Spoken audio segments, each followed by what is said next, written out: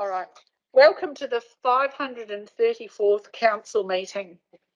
Once again, we find ourselves meeting in the pandemic, the COVID-19 alert level 2. So hence we are all wearing masks, which is rather restrictive when you have to talk a lot. So I hope you're going to be all right to our guests. But I'd like to welcome you to the council. We have two people coming to our session today for our public forum. So welcome to Nathaniel and Sue.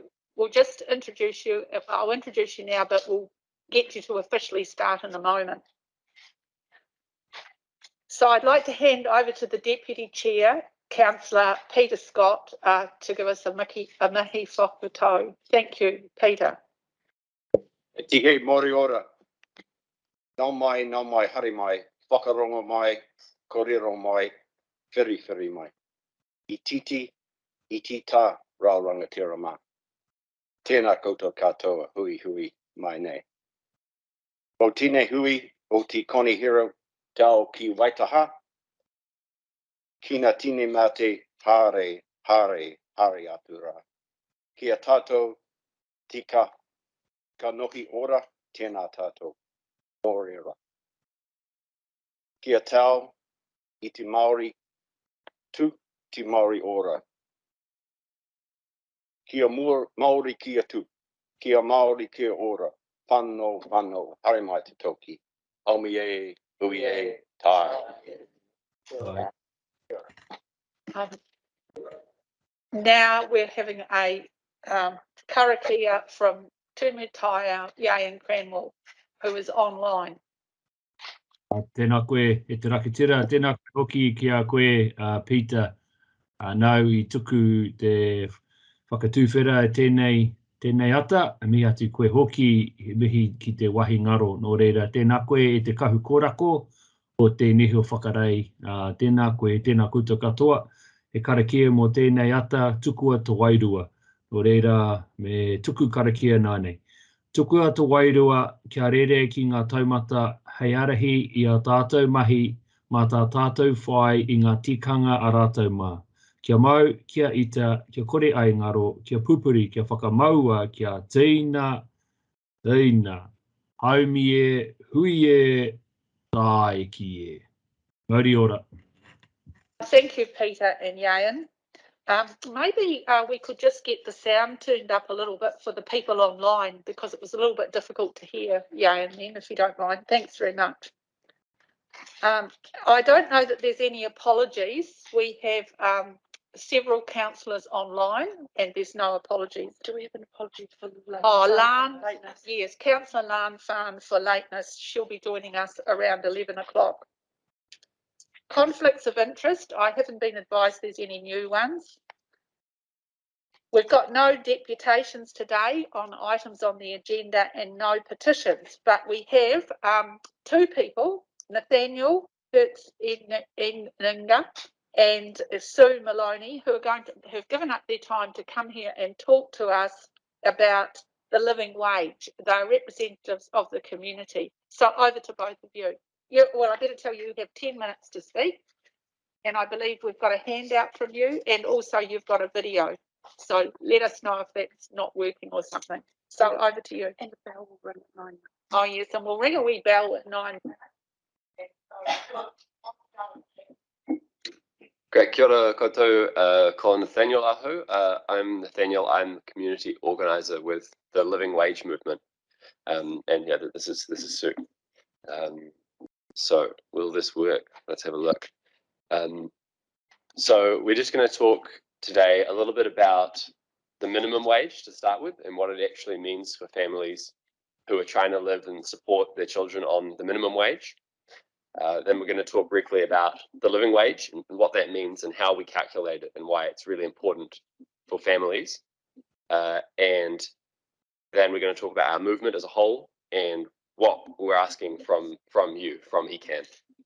So I just want to start off with a really concrete idea of what it's like to be on the minimum wage. So I've got a short video of someone testifying to that, which might work. sound.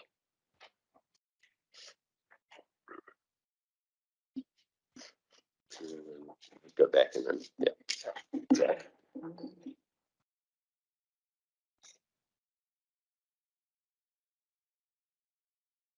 That's just the speaker thing here.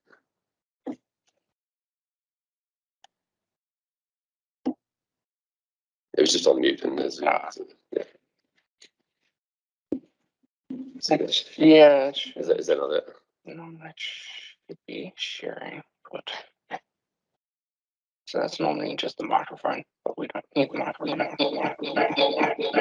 Is that what happened?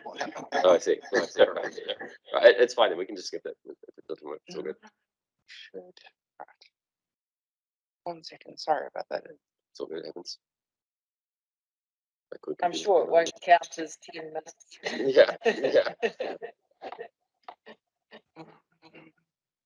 Explain to me some things that you had to miss out on. I don't know how long it is since I've been to a dentist. I think the worst bit was when I couldn't go to my brother's tangi. My brother was being buried back home on our marae out at the coast by Castle Point. My husband and I, we had enough money to get to Cheviot where my brother was living, and we couldn't go any further because we couldn't afford to. Oh, excuse me.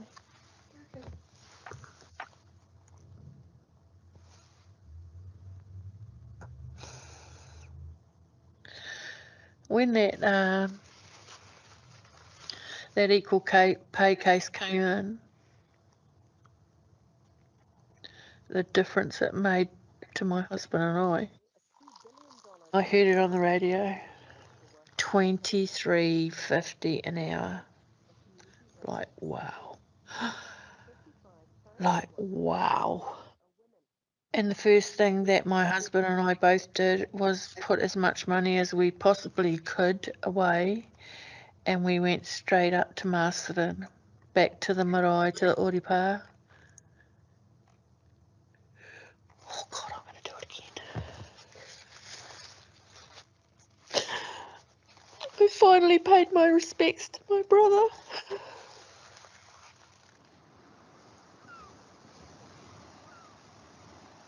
Now, I can go to family things. I can go to the dentist, of all places. That's the Hell House. Oh, God. Have you actually gone there? No. I'm trying to avoid it still. My husband and I, we can go to the movies if we wanted to. We were always homebodies because we could not afford to go out. Now, we go to the Gore Town Country Club on a Thursday and a Friday night. I'm going to stay as a carer because I actually can afford to live now. And that's how it should be. So that affects a lot of people in this country. Oh, gotta remute this thing, right? Echo? That's fine.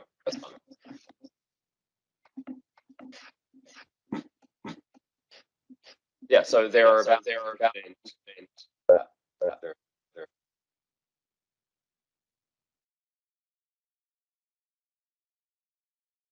good.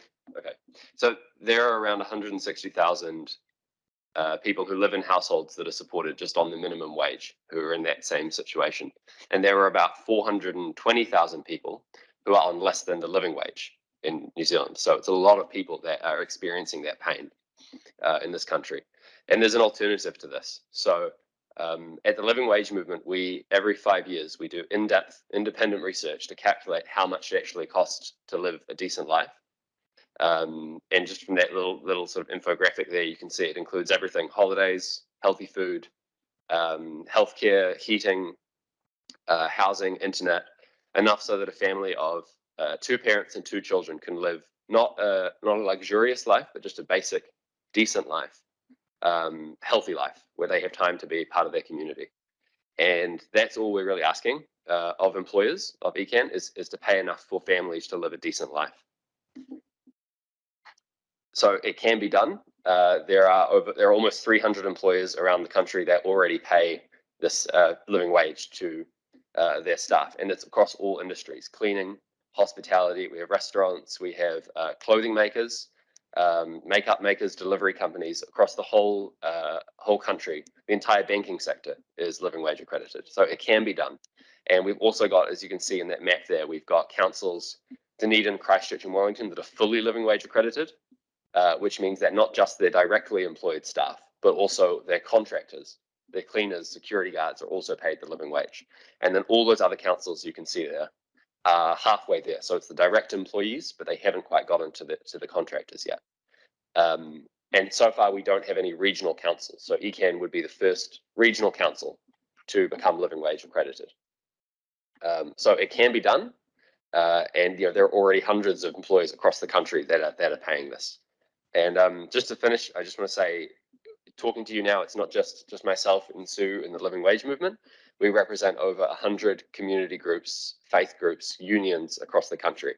So in Christchurch, just a few of them, it includes Christchurch Resettlement Services, I remember, Mental Health Advocacy and Peer Support Trust, Anglican Care, Durham Street Methodist Church, Exchange Christchurch, and many others that all recognise from a vast range of community interests that it's important to everyone for people to be paid fairly. So I'm just going to pass on to Sue, who's going to also just read some bits of testimony of workers who have gone on to the living wage and the difference it's made in their lives.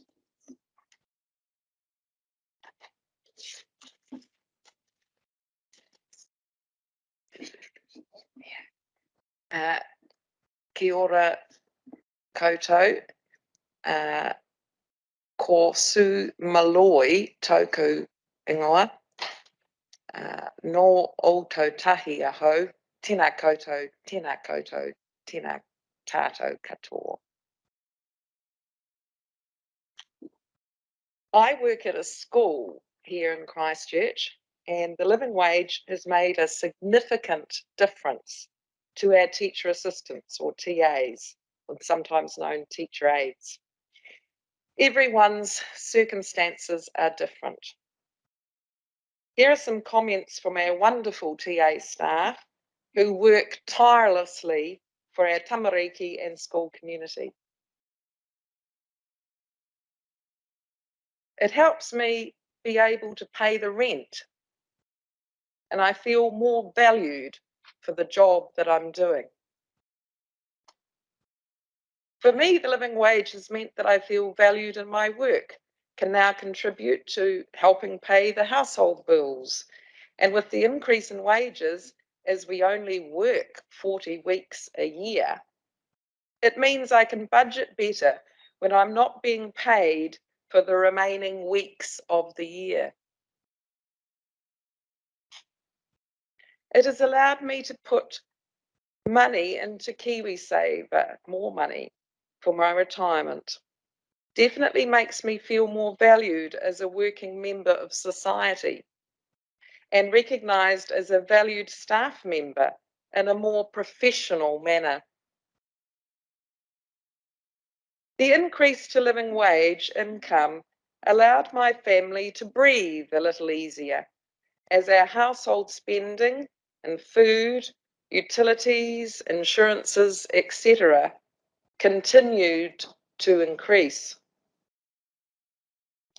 I was questioning whether I should move away from my teacher aide role and take my skills elsewhere, but the increase has given me incentive to stay.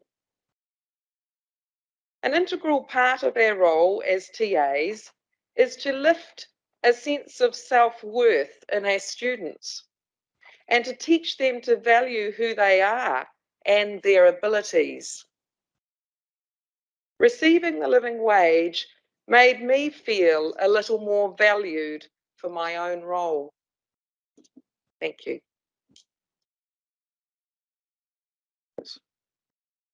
So keen to take questions if there's time. Oh, thank you both. That was very moving. Would anybody like to, Nicole? Councillor Nicole Marshall. And thank you both for the presentation today. So I just to be really clear, what is it you're asking of us today? Because I haven't heard an ask yet. So we're asking for ECAN to become living wage accredited. So that's a process that we do where we ensure that all of your directly employed staff and also all your contracts for cleaning, that sort of thing, I also include living wage provisions.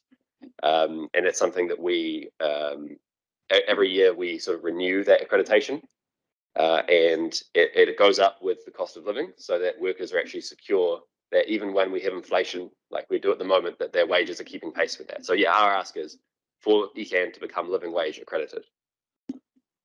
Thank you. Councillor Peter Scott. Oh. Okay, can I just tell everybody that Stephanie and I have been working on how we might become living wage accredited since the beginning of this term. And so we are taking some steps around that at the moment, and we'll be guided by anything else you can tell us we need to do. And the staff have a paper, advice that's coming back to council around this with some policy development, because although we've gone down quite a long journey with this already and we're doing pretty well, nearly all the boxes are ticked, we haven't quite got it where we need to, so we can be publicly recognised for that. So we are very committed to that. So it's really good timing that you've come along now. So first of all, we've got Councillor Ian Mckenzie and then Councillor Phil Clearwater. My question is there a cost to getting accredited? Yeah, there's a cost. So the cost varies depending on the size of the organisation. So for a council, usually looking at around, I think, 5,000 a year, sort of numbers. That's for a city council. So I'm not sure how that would compare with ECAN's employment figures. It's tied to how many employees are affected. And also, as for the actual costs of implementing the living wage, we find that it's often a lot less than the initial projections are. We found this in Christchurch and also in Wellington, that often the staff numbers will just take the raw figure of, here's what we're paying our workers now, here's the increase, you take that number and then that's the cost. It's usually a lot less than that. Partly that's because international research shows that staff turnover decreases a lot when you pay people the living wage, so training costs go down a lot. And also we find that when it comes to contract tenders, the contractors tend to absorb a lot of that cost because they're competing with each other. So for example, OCS, the cleaning company, has just renewed their contract with the Christchurch City Council. And on Newsline, on the council website, you can see that the cost to the council was a less than 1% increase in that contract. And it also says that OCS absorbed some of the costs through increases in efficiency. Yeah, so we generally find the costs are lower than expected. And actually in the hut, when they started getting living wage contractors for their waste management, the tenders kept going down year on year after they implemented the living wage. Thank you. Councillor Phil Clearwater. Thank you, Jenny. Actually, my question is really for Stephanie as our Chief Executive, and it's just in relation to the bus drivers, and even though we don't directly employ them, that they are like contracted through the companies. I just wonder if you might outline the steps which, in fact, we as ECAN have taken to ensure that, in fact, the bus drivers, the living wage was available to them through the contracts. I wonder if you could outline that to us, Stephanie, please. Through you, Chair. Thank you, Councillor Clearwater. I can certainly comment on the relationship with Ritchie's, which is public, and that is certainly that this council some time ago affirmed that we should proceed with the living wage. The council did so, and in the negotiations with Ritchie's, that has proceeded, and as has been made public, we are implementing that, and so this council has been committed to that. Thank you, Councillor Clearwater. Councillor Tane Apanui. Firstly, I'd like to say thank you for the work you do. A few people were around 20 years ago. I might still have that tooth over there. So it's either going to be $800 for a root canal or $80 to pull it. And the option was pretty clear. Look, like I said, I appreciate the work you guys do, but I'd be a bit remiss if I didn't play devil's advocate. So we could become an employer that just dished out the living wage. What's the benefits in paying $5,000 a year to be accredited?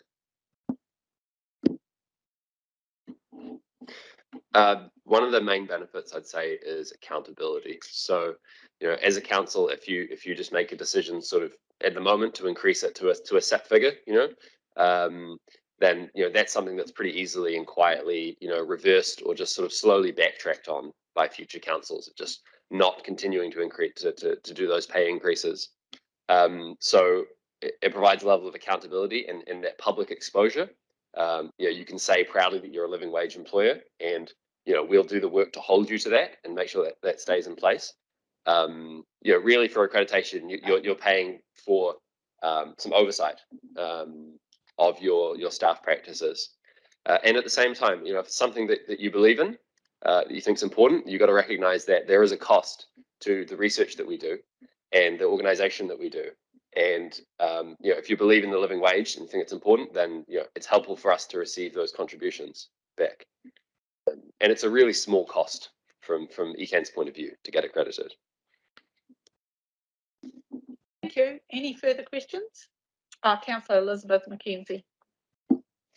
Yeah, it seems to me that 5,000 for independent oversight is pretty good value, since it'll probably attract employees. My question is more around contractors versus in-house. Do you have any, from the work that you've done, any observations about whether it can be cheaper to bring those contractors back in-house when, you know, instituting living wage? Do you have any observations around that? That's not. Yeah, I don't really have much insight on that question. I know that generally a lot of the privatization occurs to cut costs, and this definitely provides an incentive to bring services in house. You know, when it's no longer possible to hide those savings in a contractor. I just want to speak just quickly also to the issue of accreditation around, like, you know, sort of ECAN trying to make that journey to get accredited. I think it's good to recognise that to get accredited, everything doesn't have to be perfect immediately. To get accredited, you have to have a path of, like, I think 3 to 5 years of getting to that point of full accreditation. So it's not the end. It's not the last step. It's really the first step. You apply for accreditation. We work together, share information, find out, you know, what the milestones are to get to being fully accredited, and when we do that together. So it doesn't have to be perfect the moment you apply.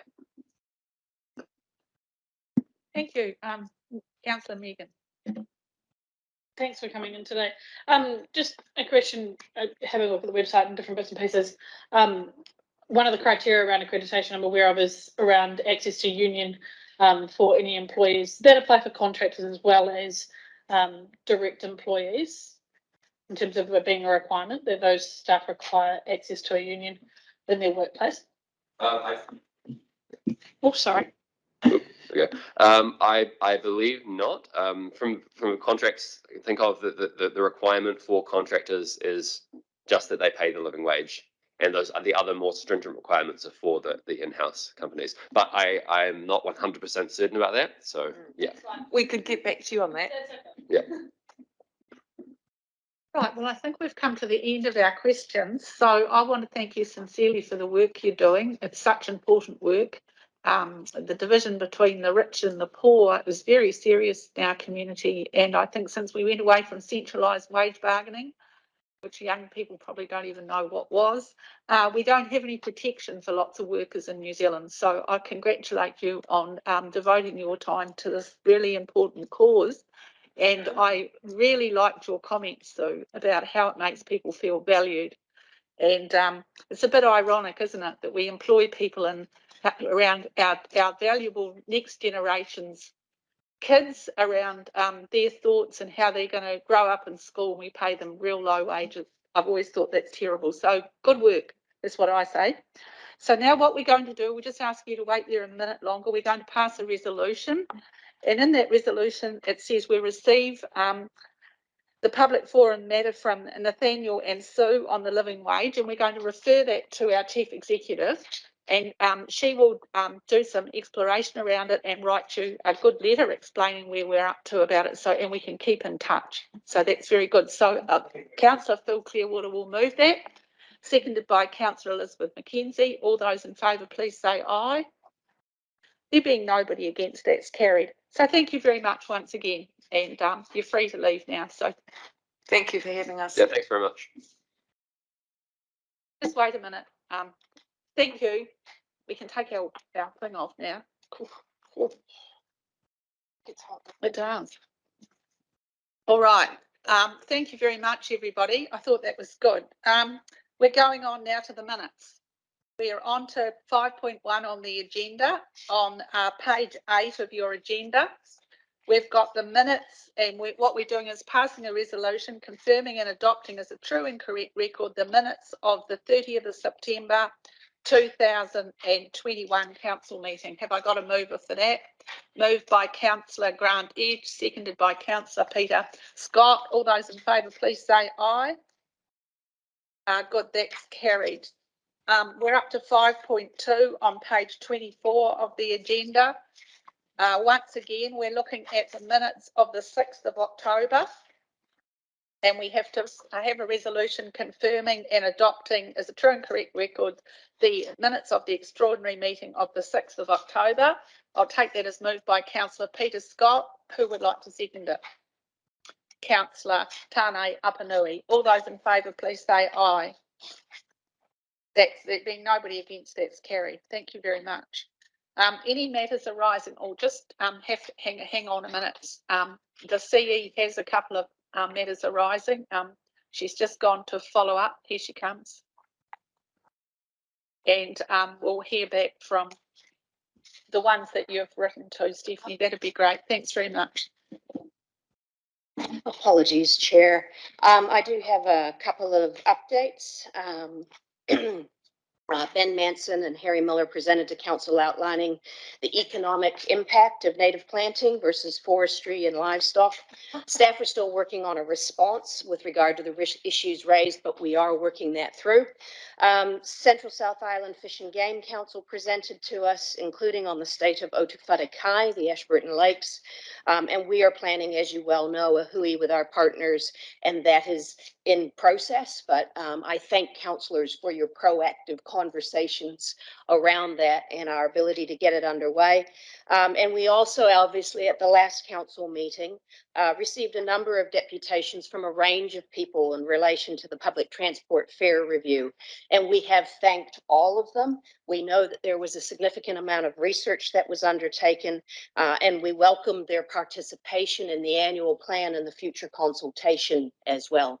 Thank you, Chair. Thank you, CEO. That's good feedback.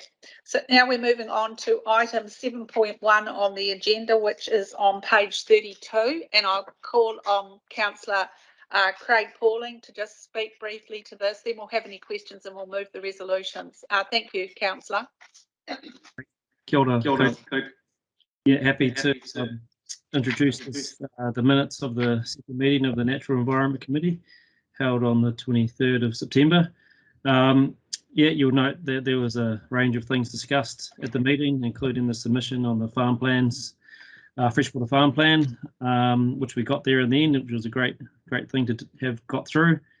Also discussed the biosecurity work program, an update on Ururako, also updates on wild conifer control, clean air program, and hill and high country work. So yeah, happy to move those minutes to the meeting. Thank you.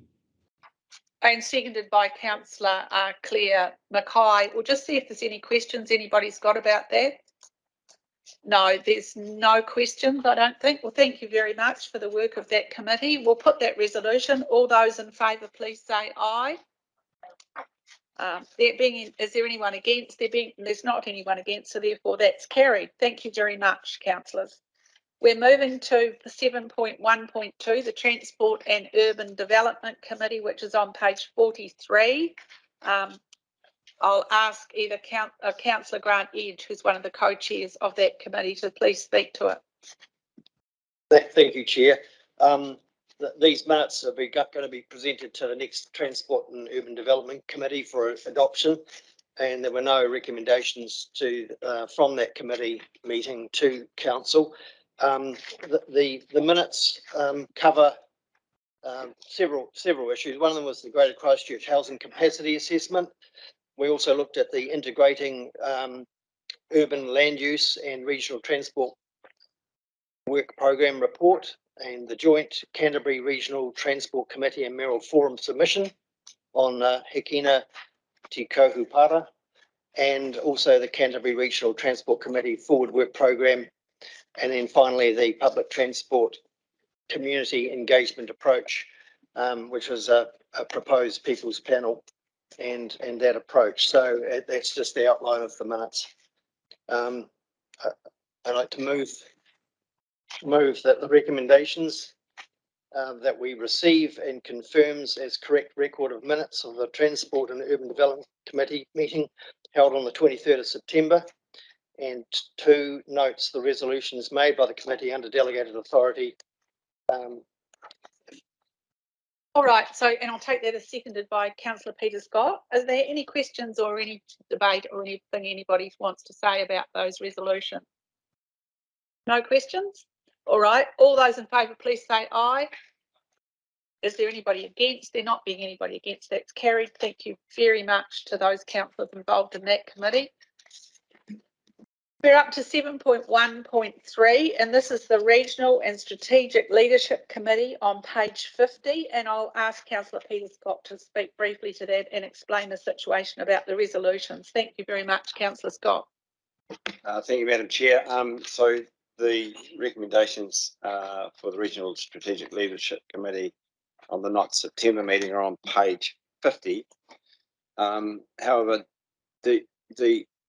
the recommendation 2 has already been adopted by Council, and I've been advised that we should add a note for recommendation.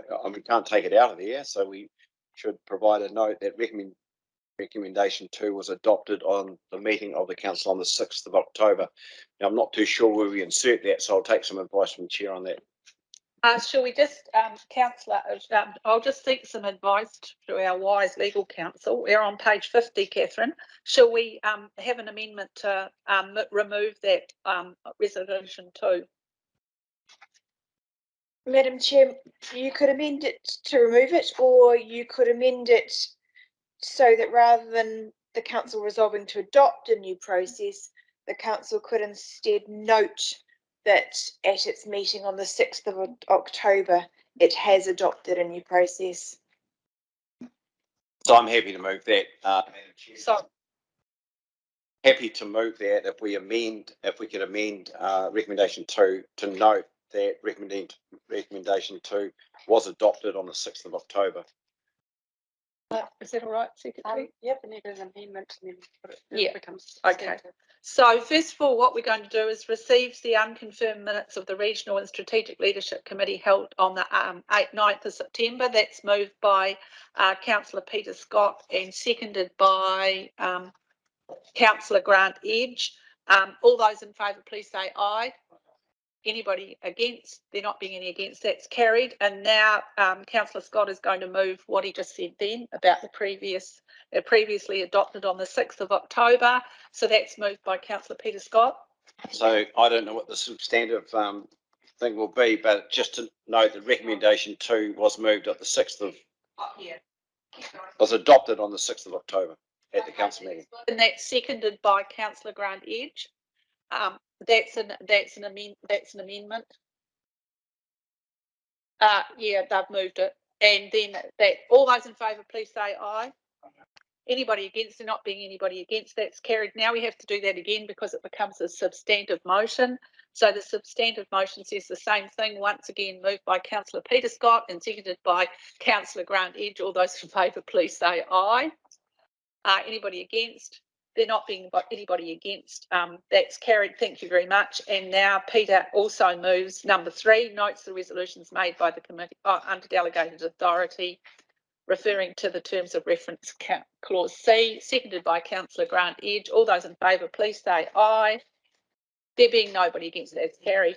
Now, there is a rhyme and reason for all of this. It's about democracy, of course. But anyway, let's move on. We're on to page 25. No, that's the wrong page. We're on to page 56. And this is the Regulation and Hearing Committee. Yvette, did you want to speak to that?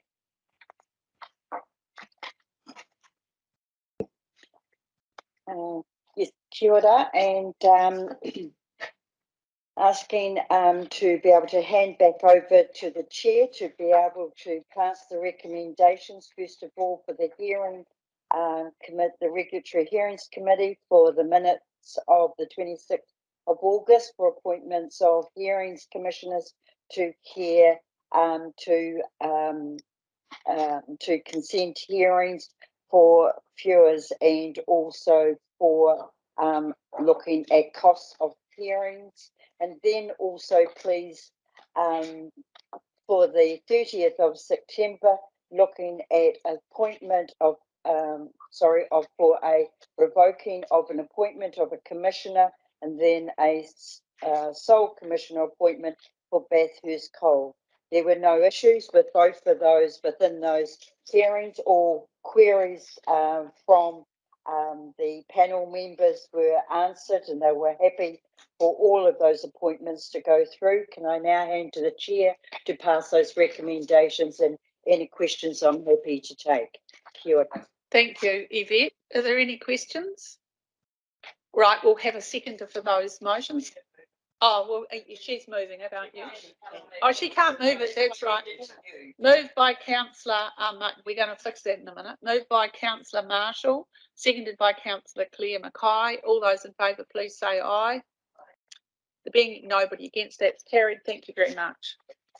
Rightio, we're on to page 64.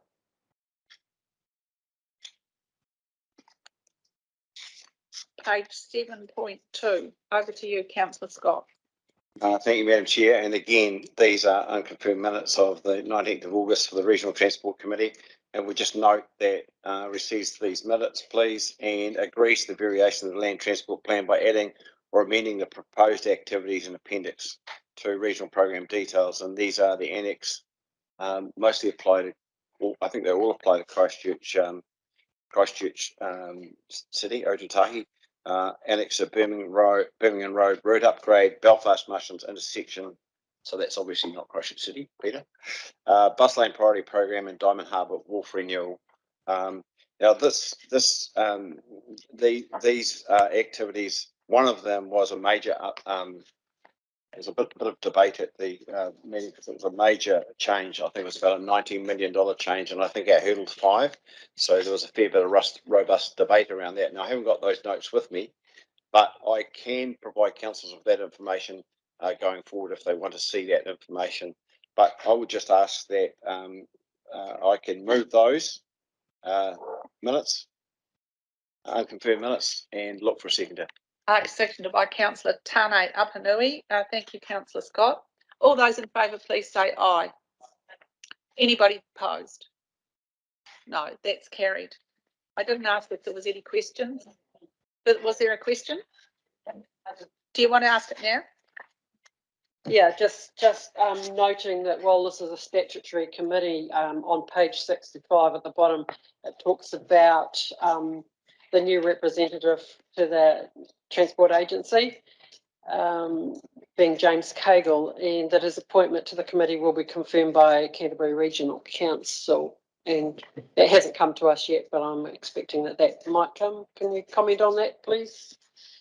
Yeah, I mean, it's very well spotted, Councillor Mackay, in terms of that process, and maybe one of our last 2 council meetings we should have done this. I'm not too sure if we can retrospectively do this. I'm not too sure where we sit with this. So we were waiting for the official letter to come through, I believe, from Whakakotahi, and I don't know that we've got it. Is that right? So we might ask staff to please follow that up, and I'm sure we can do that retrospectively. We'll get our, yeah, that'll be. So, sorry, Madam Chair, I've cut you off there, but thank you for that, because I thought that was in our hands, but it's obviously in Wakakatahi's hands for the Jim Harlan's replacement being James. Right, so that's good. Yeah, thank you very much. Rightio, that's, I've done that, haven't I? I've passed that now, yeah. You're all good.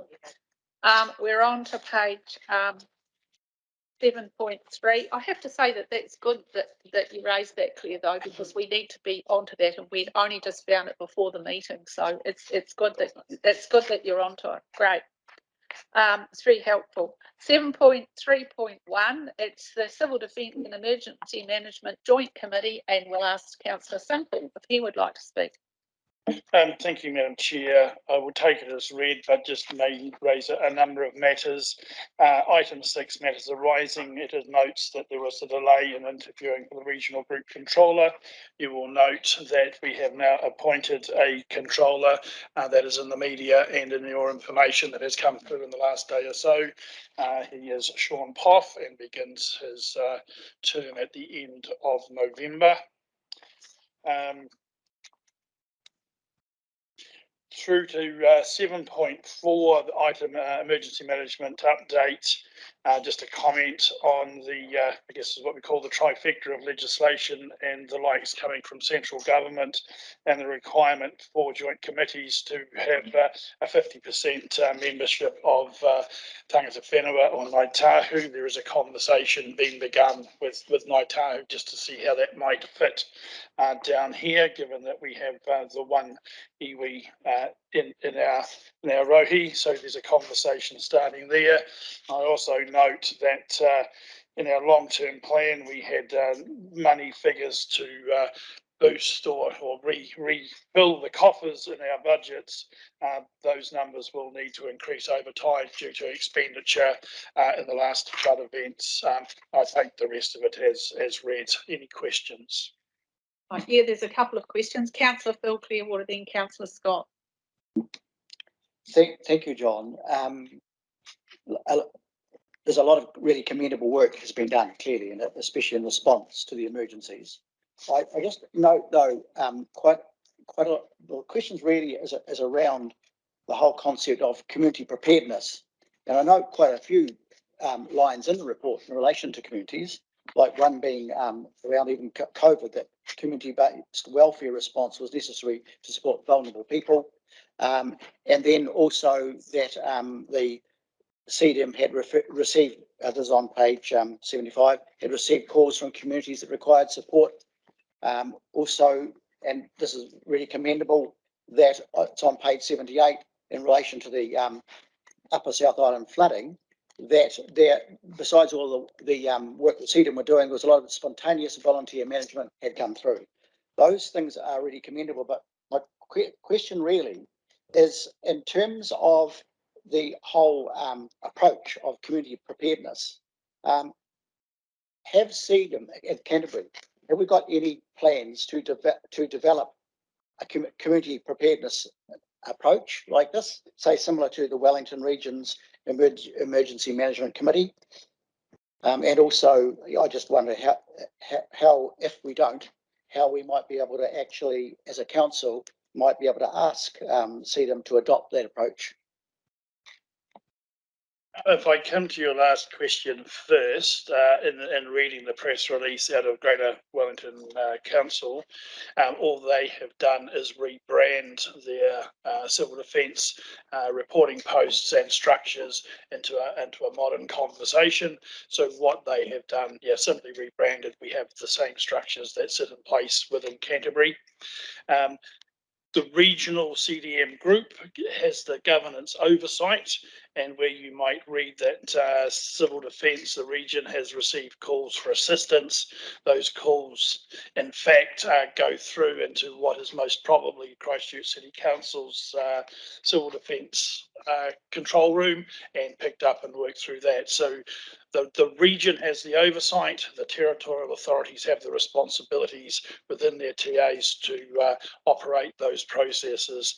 The regional group has approximately 8 employees, Christchurch City's Civil Defence Group has 20-something employees, and it is their role to do the community engagement, the preparedness, the front-facing work within the communities. We do a certain amount of that in the regional office, but that is more a conversation we have with the TAs and ensure that the preparedness is being done by them. So yes, we influence, but the actual feet on the ground preparedness is what you're talking about generally happens within the TAs. Thank you, Councillor. Councillor Peter Scott. Did you? Thank you, Madam Chair.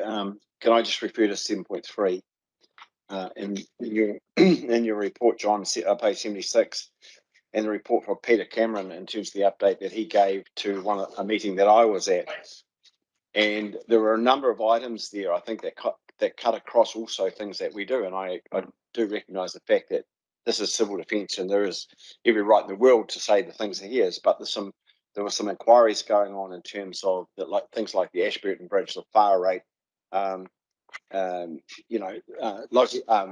central government's response in terms of resilience funds and those sorts of things coming through.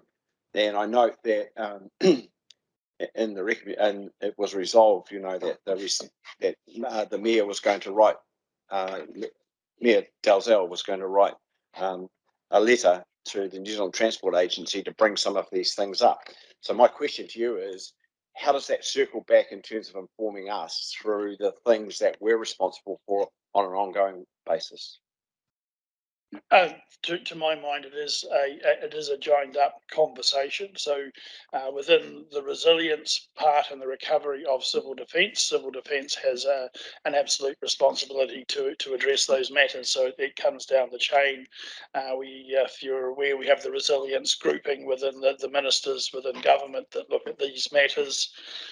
We prepare a report. We've done a report on the rivers and the like, which is again a conversation that is fully had with our engineers and our TAs. So the conversations and the reports that come from here are conversations that are had within this building of Environment Canterbury, our territorial authorities, and if, in a sense, give effect to our responsibilities within civil defence. And my understanding is that they are a joined up conversation and not a conversation that really sit too far outside of the wider conversations. I recognise there's regional transport and the like, but there are statutory responsibilities in civil defence around resilience that they are required to report on. Thank you, Councillor Sunkel. Councillor Scott, did you want to? Yeah, I thank you for that, John. In a way, I think some of us that play a part in some of these smaller roles, I guess, within regional councils that have some responsibility for things are orphaned out of these discussions because of the fact that we don't attend a bigger fora for those discussions. And I'm just wondering if where we see these things getting picked up, do they get picked up at the mayoral forum as subjects going forward so that we can, so we can get some, I guess, I don't like to use the word granularity, but so we can get some sense out of what's going on, because too many times I think there are individuals thinking that they're making decent conversations with lots of central government ministers, and we just don't seem to be going anywhere. So I think somewhere along the line, we just need to join ourselves up a wee bit. What that is, Madam Chair, that's probably more in your court than mine, but I guess I'm just bringing that to your attention. Thanks very much. Actually, did you want to respond, John, or are you right? Because all the mayors are on your group, aren't they? Yes, all the mayors are on the group. The report is done by staff, and again, I say as part of our statutory responsibility to do it. And as far as I understand, there is a wider conversation that I'm not sure who's missed or what, but in reading those reports, I don't see them as being any or significantly different to the reports that have come out of this council around those regional challenges. Yes, George, Peter. So through you, Madam Chair, can I just ask the Chief Executive about this? Are you happy that staff are picking these things up through like the Transport Officers Group and those other mechanisms that feed that information back into this organisation? Are you happy enough? Through you, Chair.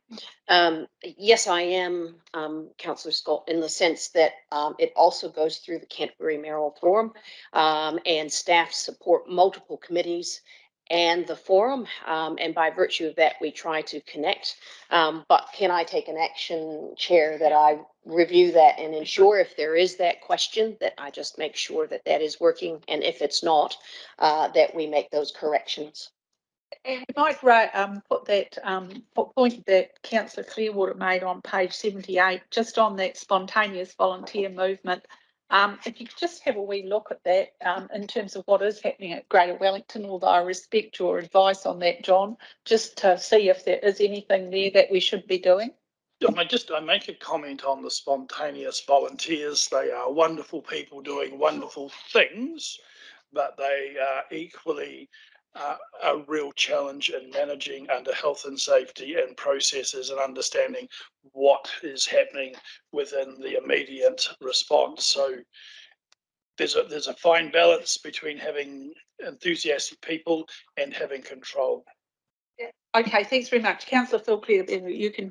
If I might make some comments. Look, I appreciate the, John's response around community hubs, emergency hubs, but I really would like to see, perhaps for us at some stage, a report on how the Christchurch ones, which you refer to, how they're functioning and their operation, and how they actually fit in with the whole CDM approach. Because we don't actually see that, and I'm not disputing that. I know they exist, but what I do want to say is the reason I want to find out a little bit more is that my local Kashmir residents emergency team have made a lot of attempts to actually link in with CDM and report to me very clearly that they're very frustrated that there's not sufficient support for them in terms of community preparedness. So I really would like, and like they're an excellent volunteer organisation. I'm happy to pass their little brochure around. They do really good stuff, in my view. So I'm without asking for a formal amendment, Madam Chair, I just wondered if the same process might be able to be followed up through the CE. Through you, Chair, just one final comment. Councillor Sunkel mentioned that we have a new group controller who's actually starting on the 10th of January.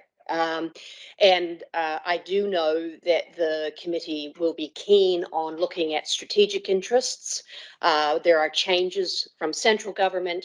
Obviously, we have changes amongst ourselves. We've got a pandemic, and I know that all of the mayors around that table and our Councillor Sunkel are keen on having those strategic conversations. I would anticipate that the comment that you've made, Councillor Clearwater, would get folded into that. The other comment that I would make is we'd have to go back to Christchurch City on the specific question that you're raising, because it's actually through them that we would seek the answer. Thank you, Chair. Yeah, all right. And it seems to me like that should be pretty easy information to find. It will be available, so we'll just get that fed in somehow. So that's a good question. Thank you very much, everybody. So you've moved the resolutions that we received of the 20th of August, seconded by Councillor Nicole Marshall. All those in favour, please say aye. There being nobody against, that's carried. Thank you very much, John, for your work in that area. We're on to page 80 now, and thank you very much to staff for getting the Greater Christchurch Partnership minutes of the last couple of meetings on here. Grant, did you want to say anything to any of that, or Phil? Grant, you go ahead. Thanks, Chair. Yeah, these are just minutes that requested by councillors to put on our agenda.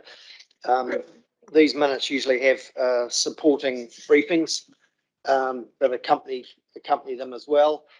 They're available to councillors on our internal system if we need to. So we're really looking at 4 sets of minutes.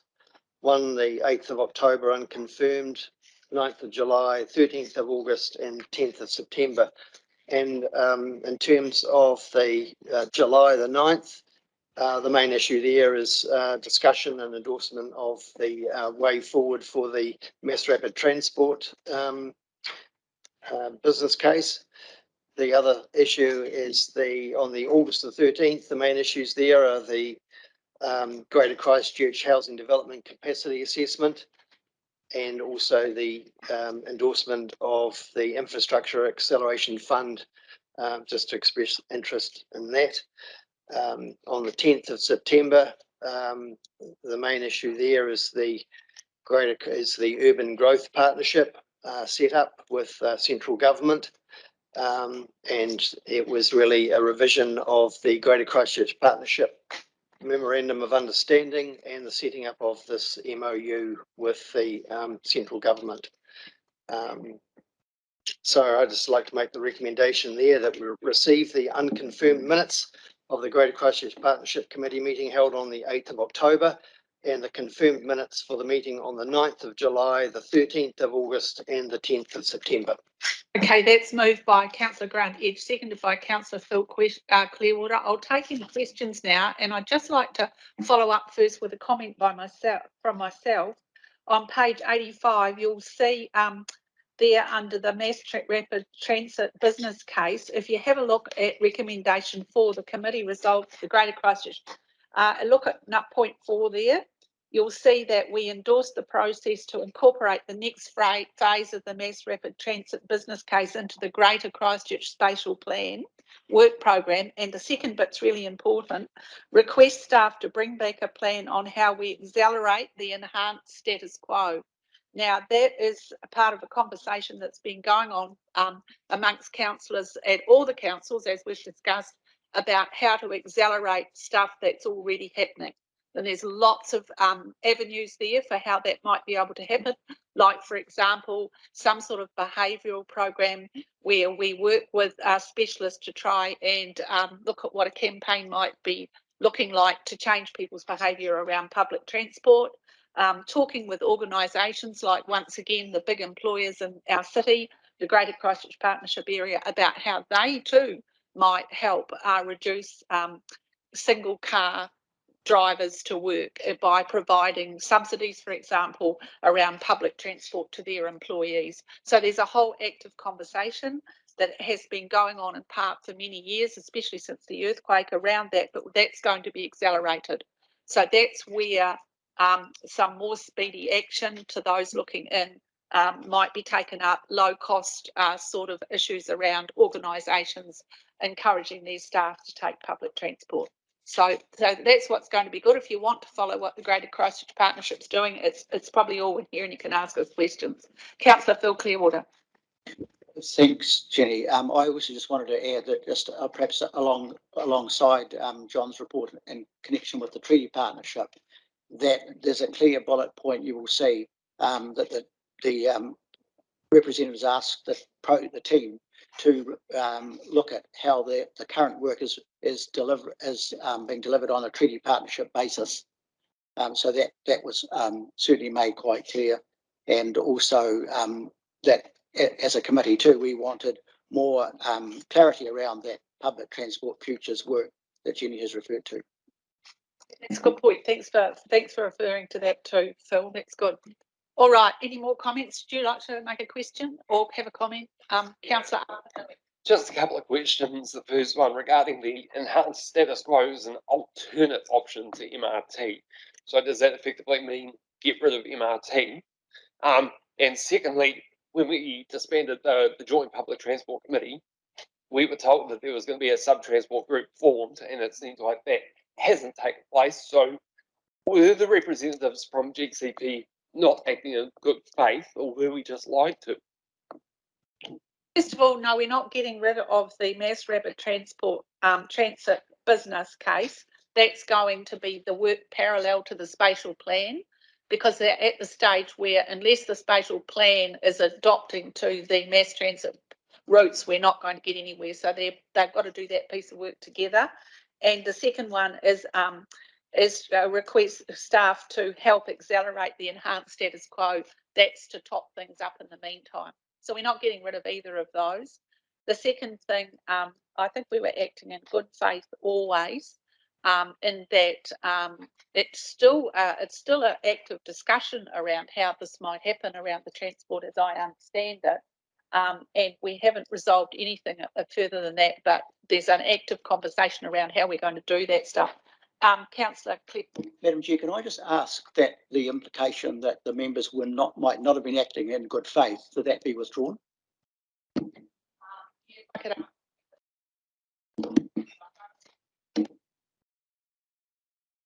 Well, the evidence as of a year ago when we disbanded the joint committee, nothing has been brought back.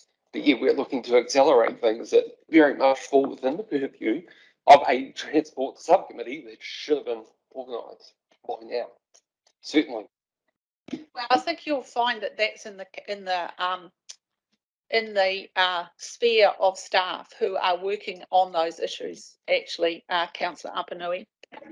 Can I make a point of order, please? The point around that cast suspicions on the members that we were not acting in good faith, and I have a repeat, but I would like it to be withdrawn, please. Yes, I think you need to withdraw that, Councillor Apanui. You can keep your issue live, but you need to withdraw that anybody was acting in bad faith. It was a question. But you cast aspersions on the members that are acting in not acting in good faith, and that is not a good thing to say in a public meeting about other members around the table. So you can still ask the question, but if you could just withdraw those words, that would be very helpful. I'll withdraw those words. So were we lied to? Can continue to ask that. I just have to go offline a minute to confer with my collaborative partner, the CEO. Oh.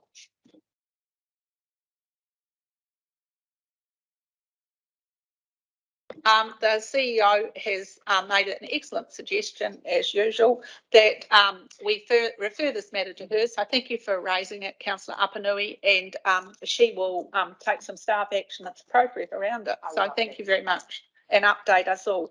Because there is another issue sitting alongside that also hasn't happened, and that has been a call for there to be a community activated group around transport as well, who works alongside the GCP. So that's another aspect of that. So that's good. All right. Where are we up to? Oh, you've got your hand. Who's got the hand up? Oh, Councillor Megan. Thank you. Hey, I just had a question on a similar issue there in terms of the mass rapid transport business case. I note from the 9th of July minutes, it refers to the incorporation of the next phase of the MRT business case and the spatial plan. I'm just wanting to question, is that just for those two programs to run alongside and to make space for, just in the event that the MRT business plan didn't go ahead, how would that impact upon the spatial plan if that weren't to go ahead? So I'm just trying to understand that we've got some contingencies around there. You've got it pretty much worked out, but we'll ask Councillor Grant Edge to say something about this. Generally, that the mass rapid transport work has been undertaken, but there's a feeling with the partnership that it would be premature without actually looking at the spatial plan and the GC 2050 work stream to advance that any further. The two are linked really well. And so we really need that next phase before we can revisit the mass rapid transport issue. And in the meantime, this is why the accelerated enhanced status quo option was considered to be a useful way forward in the interim. Just to follow up from that then, so in terms of the design of the spatial plan won't be reliant on a business case proceeding and vice versa. Yeah. Because really the business case is for that is a huge amount of money, and you need the population in the population centres to be able to justify it. And of course, this is all going to be a little bit changed anyway, given the government's recent announcements earlier this week, alongside the two main parties in Parliament getting together to work on a future housing development program, which will change the density and will also be part of the spatial plan. So it's sort of a moving space, Megan, as you know. So thank you very much. So we're up to, actually, I've got that resolution. I'll put that resolution moved by Councillor Edge and seconded by Councillor Clearwater. All those in favour, please say aye. Is there anybody against? There being nobody against, that's carried. Thank you very much, everybody. That's good. Right, take a deep breath. We're up to page 93. Standing orders. So just to introduce this, we'll get Catherine to come to the table, but I'll say a few words before she gets there. This got on the table because we haven't updated our standing orders for many years. This task is about getting standing orders that speak to us in plain English and more modernised. For example, you'll see on there on page 173 that there's even Appendix 5 has some very detailed protocols around webcasting. One of them you might like to know is whether the option is that the camera, when the default shot, should either be on me or the wider room. So I very much circulated the wider room, thank you very much. And so it might be good now we've adopted these new standing orders and we're not got live streaming at the moment, which apparently we're working on. When you do that, make sure you're not focusing on me, okay? And there's a few other things there that might be good for elected members to read about, just so that you know about what you're allowed to do and what you're not to do, because they're very comprehensive and they're much more modern than what we had. And they're all to help us do proactive decision making. So, Catherine, do you want to say a few words? Kia ora koutou, councillors. As the chair has articulated, the draft standing orders before you are based on the LGNZ recently updated or relatively recently updated template. We've had a couple of workshops and of course there was a small group of councillors also involved in considering some of the options that are within the LGNZ model and also adding some additional elements that tailor make these standing orders for this council. That's resulted in the recommendations in the report that's before you, articulating 6 areas for change in addition to those within the LGNZ template. Those 6 relate to the role of the Tumu Taiao, allowing for temporary absences. There's 3 there in resolutions C, D and E, which pick up options that are within the LGNZ standard form, and then moving back into a couple that are again tailor-made to us in F and G around notices of motion. Madam Chair, I don't propose to speak further to this unless there are any questions anyone might have. Anybody got any questions? Councillor Megan. Thank you, and thanks, Catherine. I'm sorry for not raising this prior. With respect to notice of motion and 27.5 around the chairperson and the chief executive deciding together on notice of motion rather than the chief executive. Can you just give us some enlightenment or remind me around the reason or the rationale for that change rather than the CE being responsible for that, just in terms of political influence over notice of motion that may be put forward?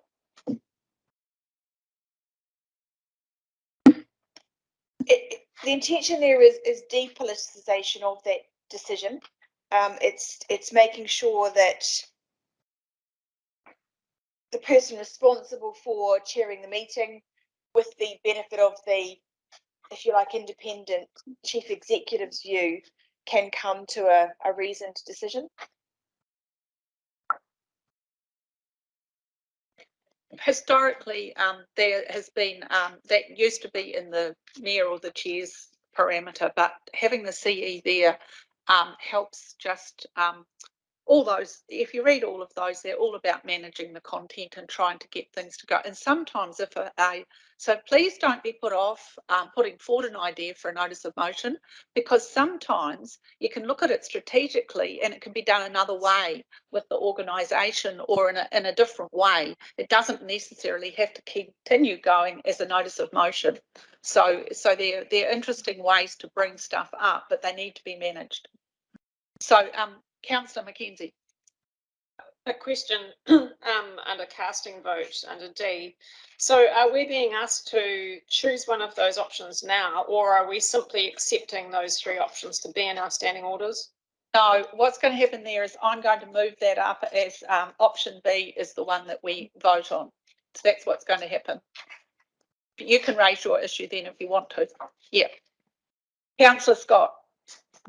Thank you for this. I'd just like to have a wee comment about audiovisual because I've chaired an RTC audiovisual meeting. And if you're chairing a meeting with 10 mayors looking at you, and then they want to change the rules halfway through, it's really, really hard to be definitive with them because they think they're running the world. And so matters of procedure are sometimes not followed. And in our last RTC meeting, we did have a bit of a kerfuffle, which we then had to go back and fix up, and we will fix that up at the next RTC meeting that we have in person. So notices of motion and those types of things where it's fully audio-visual are very, very difficult. And if you want to bring that stuff into the room, then we have to have a very strong mandate for the chair to control the discussion.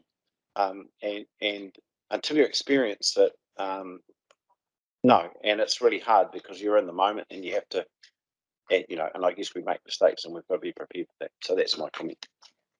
That's a very helpful comment, Peter. And I think as we go around chairing the different committees, it's a totally different sphere chairing these things in politics than it is in some other type of committee you're on.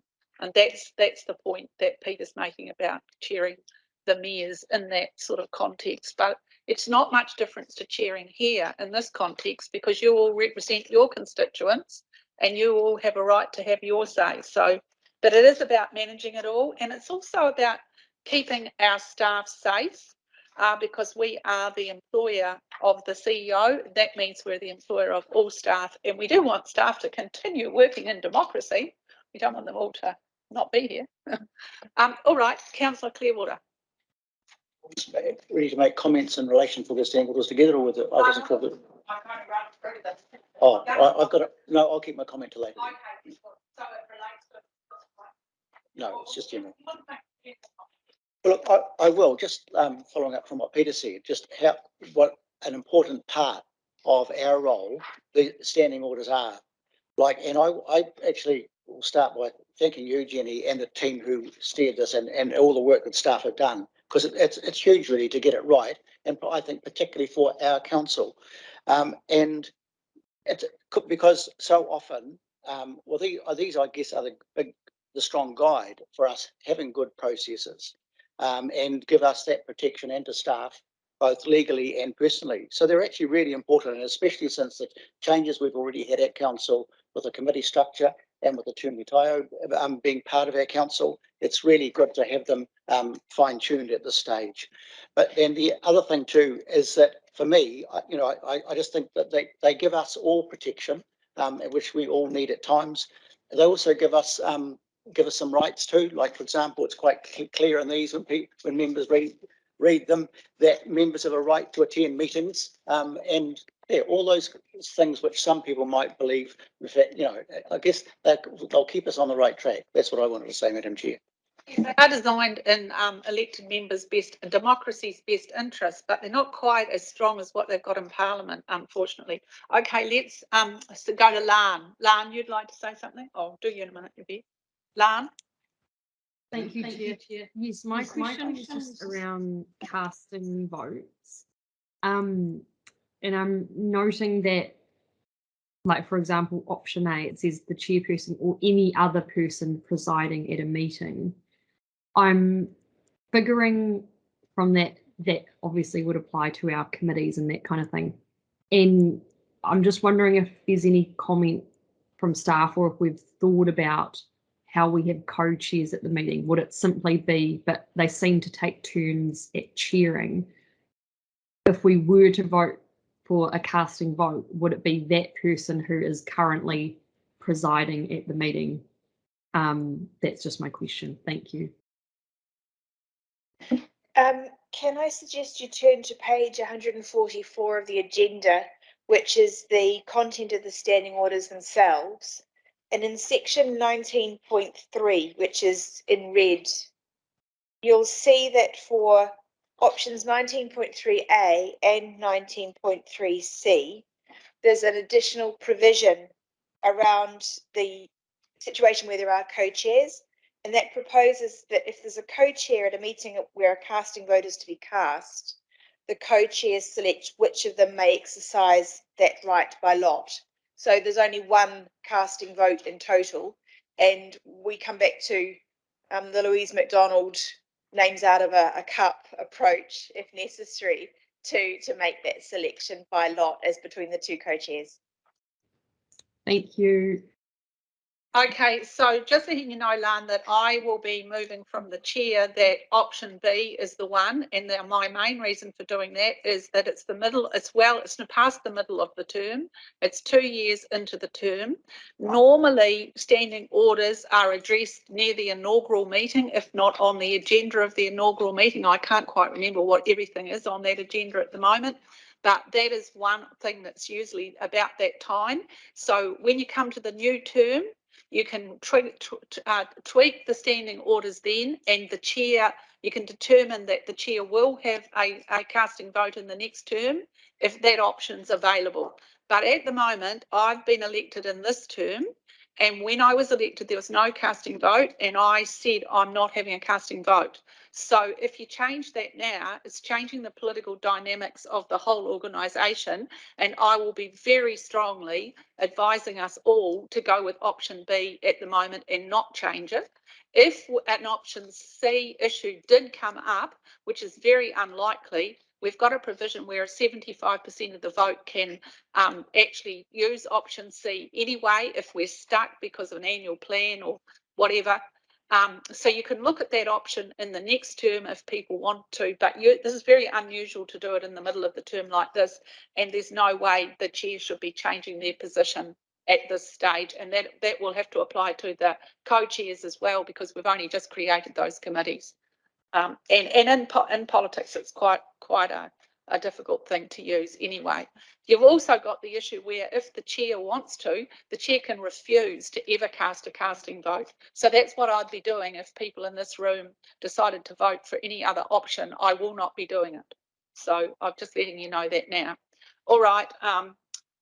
So any other questions that we've got to ask Catherine while she's here? Oh, Evie, sorry. Thank you, Chair. Something just out of the ordinary. Once you've passed all the motions, can I just have a say before you move on to the next item, if that's all right, please? Thank you. Who else had their hand up?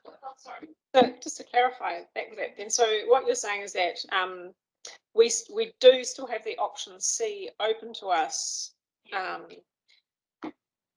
if we have to for an annual plan. So in which case I'm fine with that. So is that under the section 19? Yeah. Okay. No, that's fine then.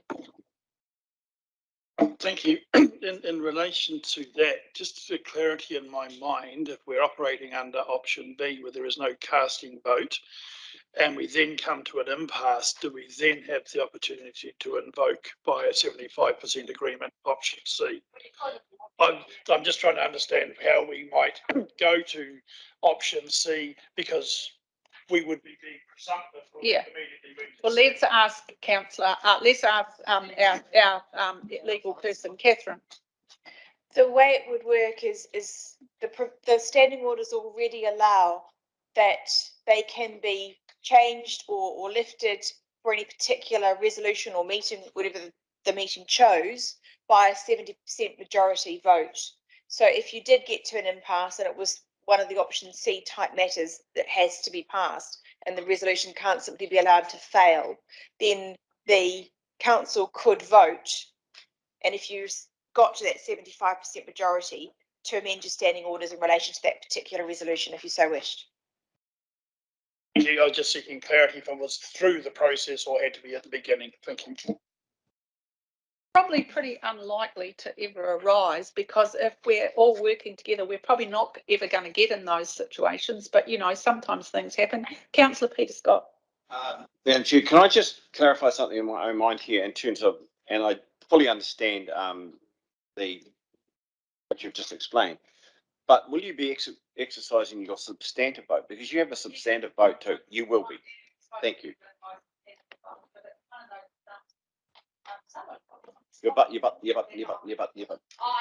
I forgot to, I couldn't think of the word abstaining.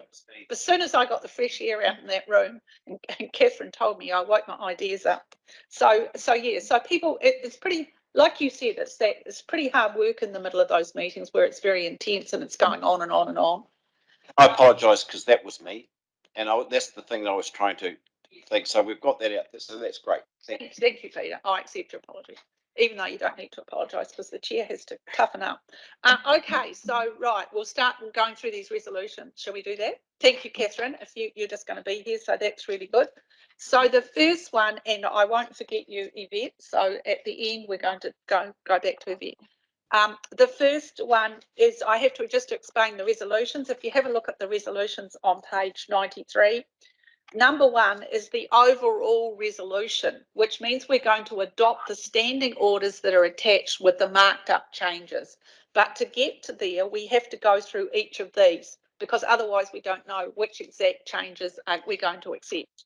So we'll go to item 1, the Tumu Taiao, and I'll be moving A, agrees that the Tumu Taiao roles be explicitly provided for in the standing orders by adopting a definition of the Tumu Taiao in clause 2 of the standing orders, and then adding new clauses 14.A to 14.10 of the attached standing orders. Now, I think it'd be a good idea if you turn to page 116 of the actual, so I've moved that, seconded by Councillor Peter Scott.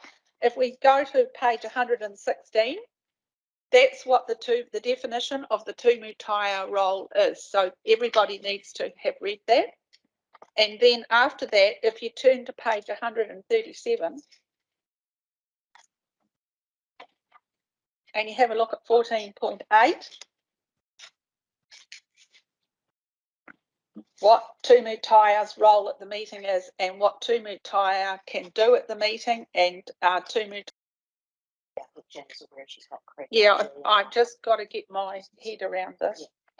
Okay, so who would like to go first? Craig, you go first. Or is it Yayan? It's Yayan. Oh, both of you. You go first, Craig. Oh, kia ora koutou. Yeah, I just really wanted to speak to support the motion and to thank staff for including this. I understand that it might be a temporary thing, but because we're updating the standing orders, I think it was important to acknowledge the role of our Tumu Taiao and make it clear for them and for everybody else. So yeah, I just wanted to thank staff and totally support including the clauses that we've got there. Thank you. Thank you, Councillor. Tumu Taiao, Yayan Cranwell, would you like to speak? Kia ora tātou, nei te mihi kia koutou. Yeah, tautoko ngā kōrero ko kōrero here, Craig.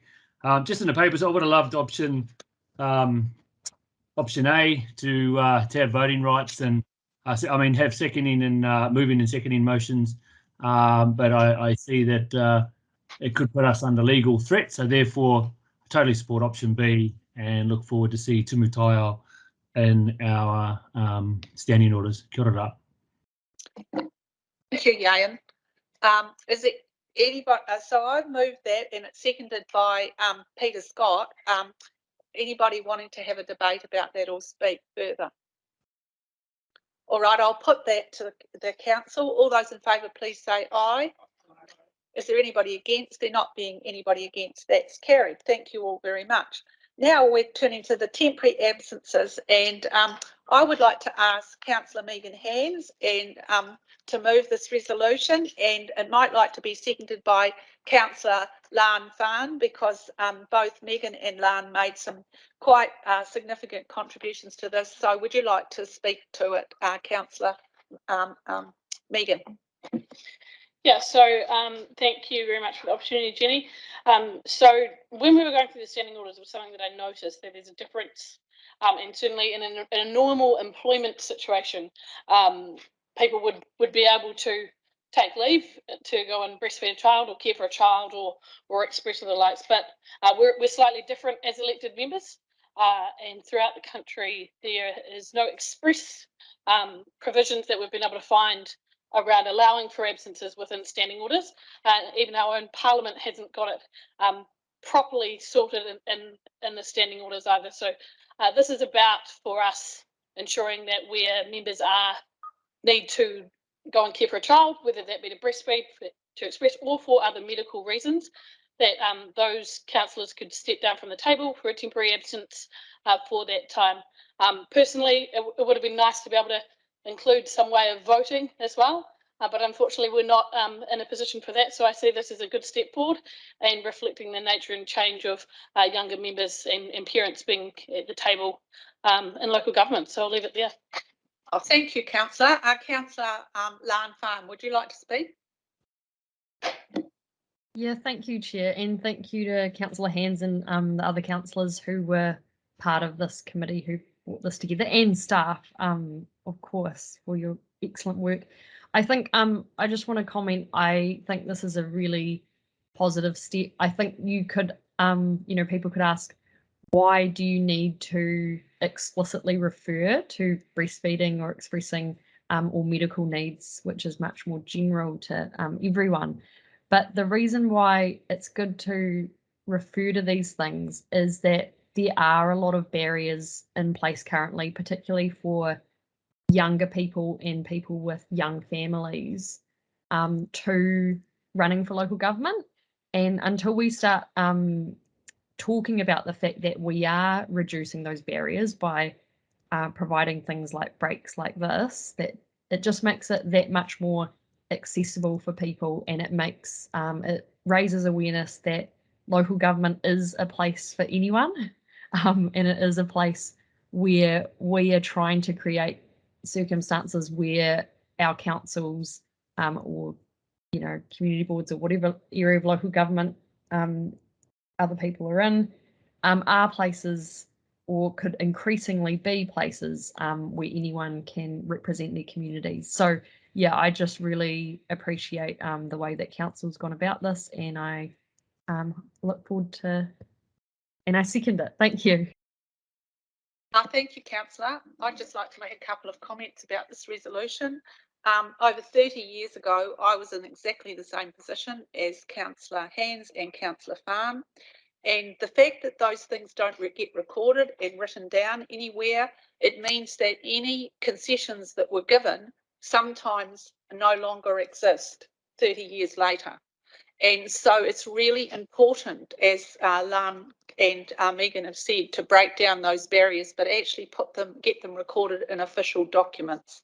And I think the whole position around public breastfeeding, quite frankly, has gone backwards in the last 30 years, and it makes me really sad, because it's about human existence, and women should be able to breastfeed where they want to, including in Parliament or in any sessions of any meeting or wherever they are, without even raising an eyebrow, because you wouldn't all be alive if some mother hadn't done that to you.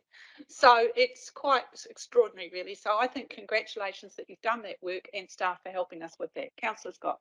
Yeah, and although I appreciate this, and I think it's well done to bring this, and I think it's time that's where it's expressed. But may I also say that this organisation should be congratulated for the facilities that they provide and the support that's there for this, because it's been there since I've been here, and I'm going into my 6th year, which is a bit strange. But we are supportive, and so having it reflected in standing orders just cements that in. Likewise, I'm really finally thrilled to see this down in black and white. Like, it's just so obvious, but sad it takes so long to actually allow for this within our rules. But the other, and clearly the focus of this clause is around care of the children. And I just would add too, though, that it also, I'm sure that as males, we would supporting that too, because there may be times when as fathers or as grandfathers, we might be called on a temporary basis to care for our children. So thoroughly support. All right, thank you very much, Councillor Clearwater. It is very exciting that it's in there. So let's put the vote. All those in favour, it's been moved and seconded. All those in favour, please say aye. Aye. Is there anybody opposed? Of course there's not anybody opposed. It's carried. Thank you very much, everybody. That's great. Deputations is the next one.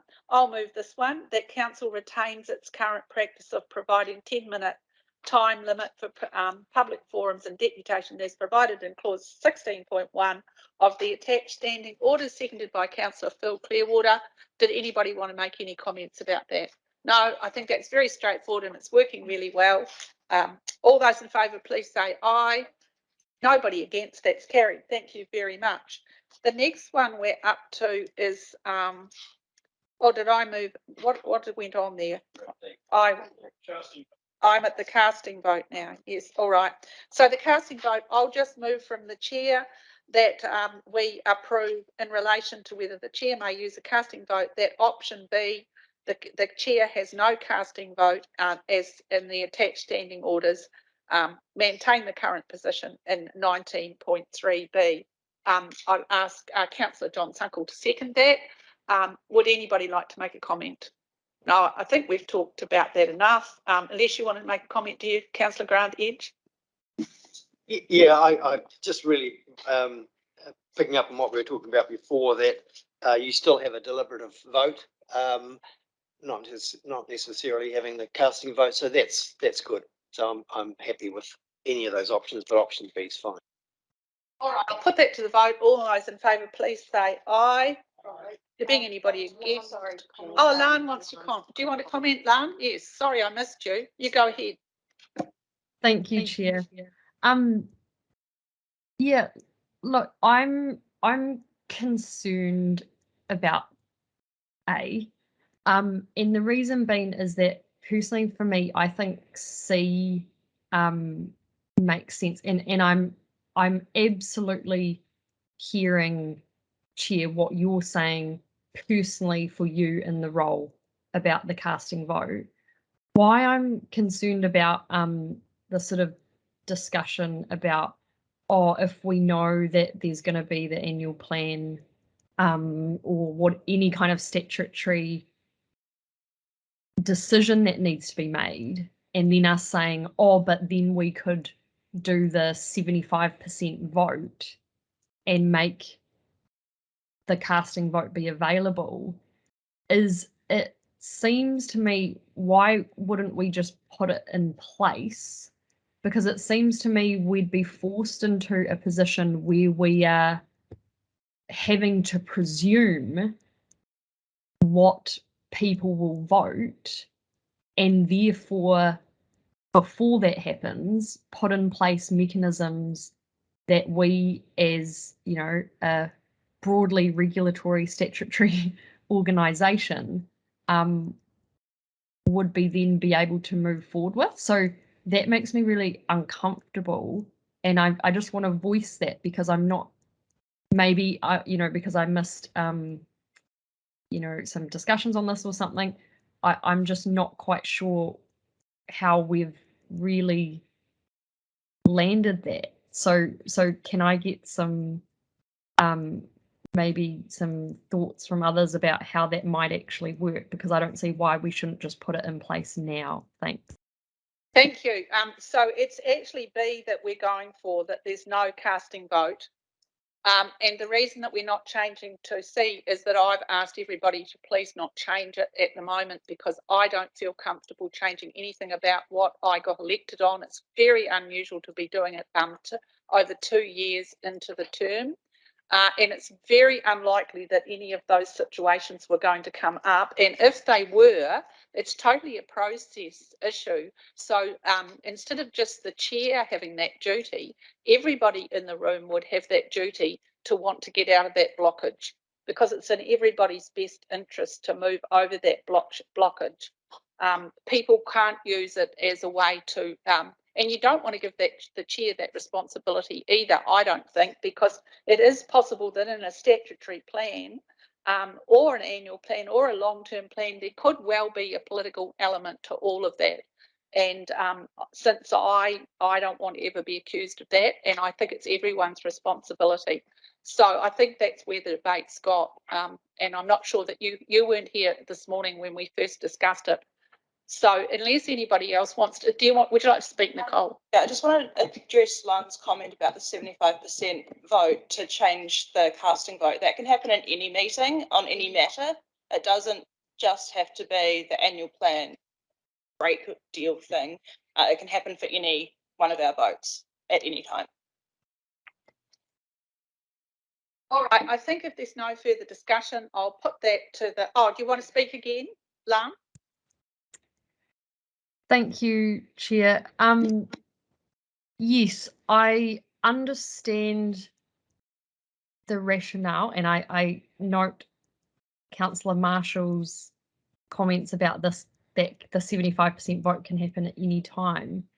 But I'm just, and maybe I'm not quite being clear about the situation and the way I'm communicating it, but do people understand that that would mean that we were anticipating what a vote would be before the vote to have to change the situation?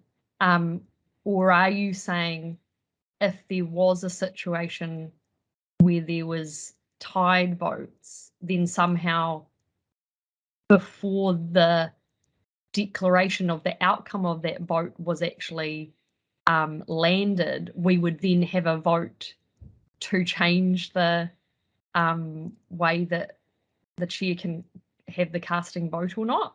And no matter the outcome, I think personally I'm really uncomfortable with the chair not having a casting vote in specifically these limited circumstances.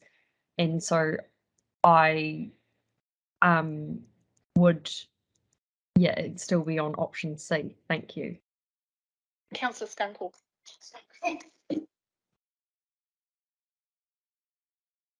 We're not friends.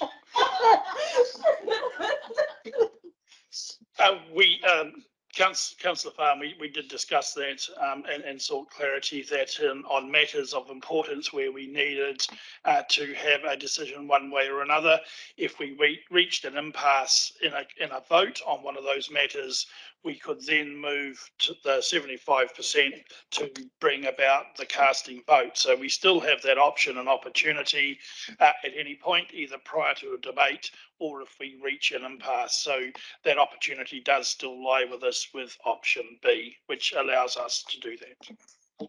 I'm going to put the vote. All those in favour, please say aye. Aye. Anybody against? And you can abstain if you wanted to, Councillor Farm, just indicate that would be fine. She's against. Okay.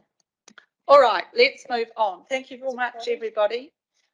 We're on to, we got past the casting vote. We're on to speaking and moving. You carried that, right? Yeah, we carried it, yeah.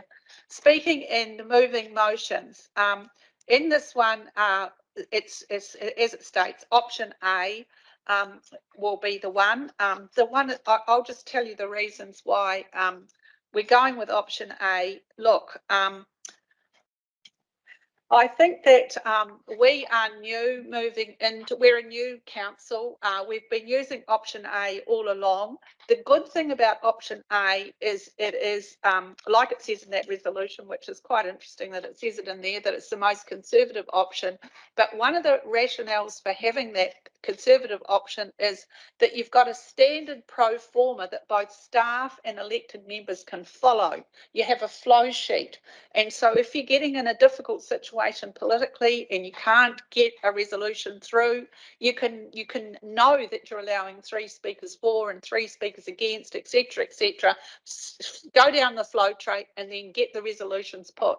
Whereas if you open it up too much, you can get in a situation where you can never make a decision and people can filibust and do all sorts of things. And this is a parliament, a mini parliament that doesn't have very many rules around it in terms of moving that sort of stuff forward. So I think you need that, and then you can do what I've been demonstrating in my role as the chair, and chairs can take that up if they want to.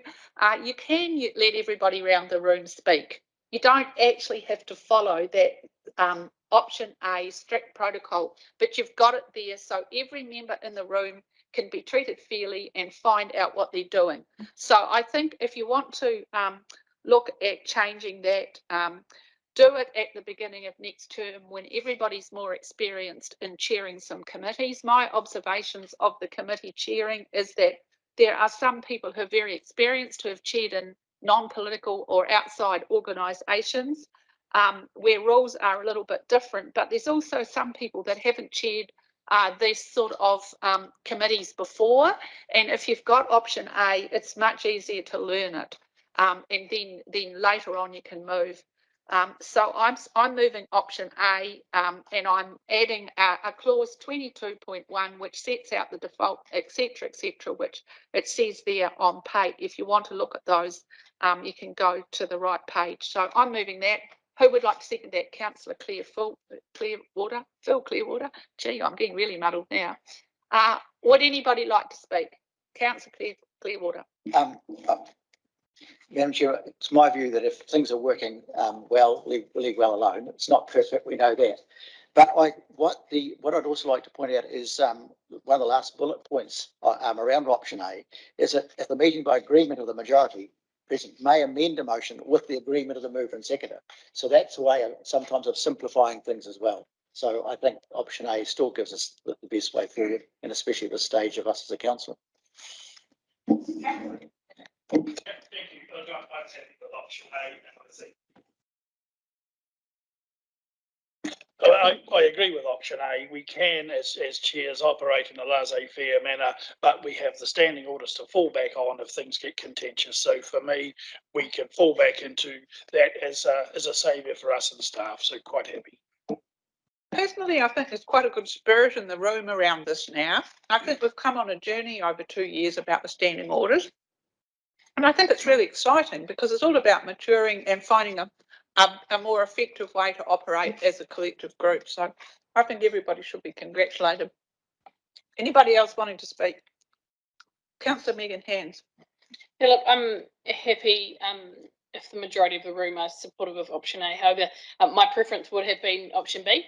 I think it does allow for a bit more of a flowing debate and provides for, while an element of formality, but also an element of flow and ease for members who are new to a governance table, which is often the case for our setting.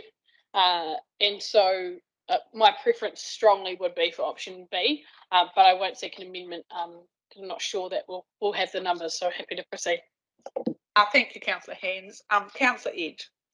Yeah, I have a similar view too, but I think option B is certainly a more flowing option, which gives everybody a bit of a say. But as we've already talked about, if it goes awry, then there are issues. And so, yeah, by that option A, I'm supportive of that. But and also in the knowledge that we can move to B, C, or any of those depending on the situation. All right, thank you very much. I'll put it to the vote. All those in favour, please say, I moved it. Who seconded it? Did we get that? Phil Clearwater, that's right. I'll move it, put it to the vote. All those in favour, please say aye. Anybody against? There being nobody against, that's carried. Thank you very much, everybody. That's excellent. Notices of motion. We agreed to the notice of motion as written on the standing orders on the page 94 of the report. Agrees to expand on the grounds for refusing a notice of motion to include such notices as 1, small 1, are inappropriate or state fact or opinion that cannot be part of a resolution, by adding clause 27.2. It's 27.5, I think it is. Actually, 2 is correct, is it? All right, of the standing orders, and number 2, do not meet the requirements of the Local Government Act by adding new clause 27.2b. G, agrees that the Chief Executive and the Chairperson gently make the assessment of whether a notice of motion may be refused by making amendments to clause 27.2 as marked in the standing orders. And number 2, oh no, wait a minute, that's a separate one, and that's the end of that. So I've moved that. Seconded by Councillor John Sunkel. Would you like to speak? Yes, you can clarify. I was just a wee bit confused too as to whether it was 27.2 or 27.5. So I just want to, just for the record, that's all the only reason I'm, because I'm aware the numbers are changing, but. 27.2.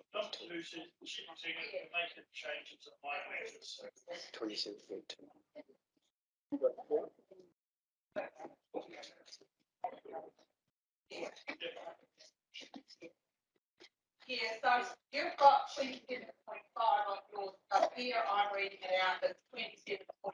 That's fine. Because somebody's fixed it up. That's fine. So it will get fixed up and then actually we'll move the resolution to make a CEO, to do that. Yeah, so that's, Cool. yeah. So, well, Just want to make sure we're talking about something. all right, sorry, I'm sorry, I didn't have that on. Councillor Ian. Madam Chair, just a question of clarity. Do these rules, how do these rules apply to committees and subcommittees? Is it the chair of the committee and the appropriate director, or is it always the chief executive who will make those decisions? It's chief executive with the director, and it'll be the chairperson of the actually, I think it means the mayor or the chairperson of the organisation, but I'd work with you two around it. I think that's how it operates in practice. Co-chairs is an evolving thing too, because it's more recent development. But I know the practice at City Council is the mayor works with the chair of the committee and the CEO and the councillor, because the councillor who moves it doesn't want to think they're just getting blown away. So if they think they're very proud they've moved their resolution, and then all of a sudden it gets wiped out by the CE and the chair, the people aren't generally very happy. Yes. So just as a follow up to that, so the chief executive, by having the word the way it is, the chief executive could delegate to her director. Yeah, cool. Thank you. Yes, that's absolutely right, Councillor Mckenzie. Councillor Scott. And clarification again, Madam Chair, in terms of notice of motion in the 5 working days that they must be in your hands or before for that, is there then a process that stops with you, or should all councillors then know, if they're accepted, should all councillors then know about them within what period? Oh, well, I think that the chair should talk to all the councillors. Is there a day about that? 2 days, is it? It's referencing there's 2 working days. 2 days, yeah. Yes, sorry. Yeah. Yeah, I think it's pretty foolproof operational clause, this. It's not just something we plucked out of the air. It is an operation in a number of places. So it is a good way to manage it, because it means there can be other priorities, either the staff priority or the elected members priority, or a priority coming out of the long-term plan or the annual plan. And, you know, there's lots of moving parts to it. All right, well, I'll put that forward. I've moved it. Who's moved it? What have we done? And John's seconded it. So I would like to, is anybody else wanting to speak? All right, I'll put that to the vote. All those in favour, please say aye. Anybody against? There being nobody against, that's carried. Thank you all very much. There's one final resolution, and it's around authorising the CEO to make any changes to the final version of the standing orders to correct typographical, formatting or numbering errors. I'll move that, seconded by Councillor John Sunkel. All those in favour, please say aye. There being nobody against, that's carried. Now we've got to go back to main recommendation 1. So I'll move that, seconded by Councillor Peter Scott, that we adopt the standing orders in the form attached to this paper with the marked changes accepted and with any changes as contemplated by the resolutions that have just gone past. All those in favour, please say aye. Anybody against? There being nobody against, that's carried. Thank you very much. We need a cup of tea now. Now, page 8. Oh, Yvette has to speak. I nearly forgot. Yvette, Kia ora, and thank you. And councillors, I have asked for something extraordinary in terms of being asked to speak after you have passed all your recommendations, but mainly just to say to you all that the Standing orders are a really important document, and it's one that we should all uphold. And for that very reason, I just want to thank you all for passing two recommendations that are there, and that is everything to do with Tumu Taiao, that, you know, just how pleased I am to see that that they are there within the standing orders, and that will take us through into the next election time, and then discussion again. And I also want to congratulate you too in terms of looking at the temporary absence.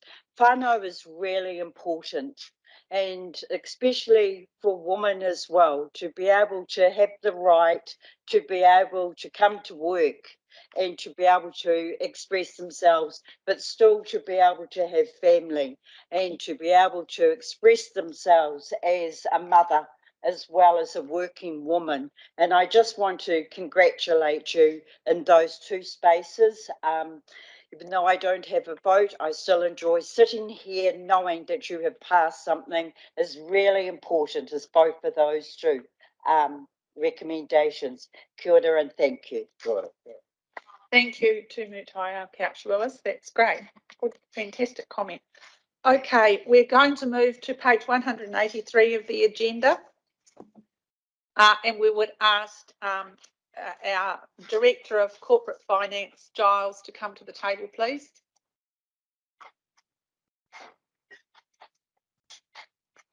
Would you like to speak to the report? Thanks very much. Thank you, Chair. This paper seeks agreement from the Council to set out in the long-term plan to invest $150,000 this year in the establishment of a green philanthropy fund with Christchurch Foundation. This follows on from extensive work that's been done and advice provided about the best way to set up such a fund to attract investment and that would not normally be accessible to the council, and also to access funds from people and organisations who want to contribute to good causes in the environmental space, and ideally that we do not compete with existing sources or beneficiaries from that funding. The Christchurch Foundation is currently supported by a range of large and well-known organisations, both in New Zealand and further afield, having links to the UK, Australia, and proposed in the US shortly. So an extensive network of people and fundraising activities to secure the investment that we are convinced will follow from this investment. If the proposed investment is approved today, then what will follow is a period of work and refinement to understand the details of the arrangement and explicit requirements of the council in relation to what the fund will be set up for and the criteria that will be used to select projects for future investment. This is a long-term investment, so we are recommending that we cover 3 years initially with a view to reviewing that in time. Happy to answer any questions. Through you, Madam Chair, thank you for that update on there. Just one question around clarity, really, I suppose, where we've got in the recommendations that we're looking for the annual contribution to be adjusted by CPI. My understanding is from point 18 that it's for administration costs, and when you actually look on the table 17, point 17, for example, the costs are outlined there as obviously budgeted costs. I'm actually having a little bit of trouble just getting my head around the fact that in administration that it's always an add-on sort of situation where one would have thought that as things get bigger that there could be some economies of scale, and certainly businesses should be looking for efficiency gains. So I'm just looking for the justification, I guess, from the report writer of why we might have that in the recommendations.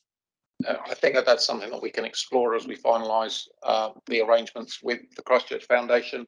Has been included because naturally the costs of all services tend to increase with inflation on an annual basis.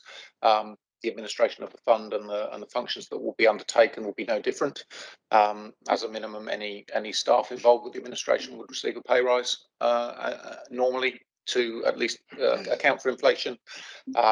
As you'll be aware, the costs have been front loaded into this proposal so that we can establish and set up the fund. Obviously, at this point in time, and given the other range of funds that they currently administer, the ongoing costs and the efficiencies of those arrangements would be something that we would need to look into as we develop that relationship with the Christchurch Foundation.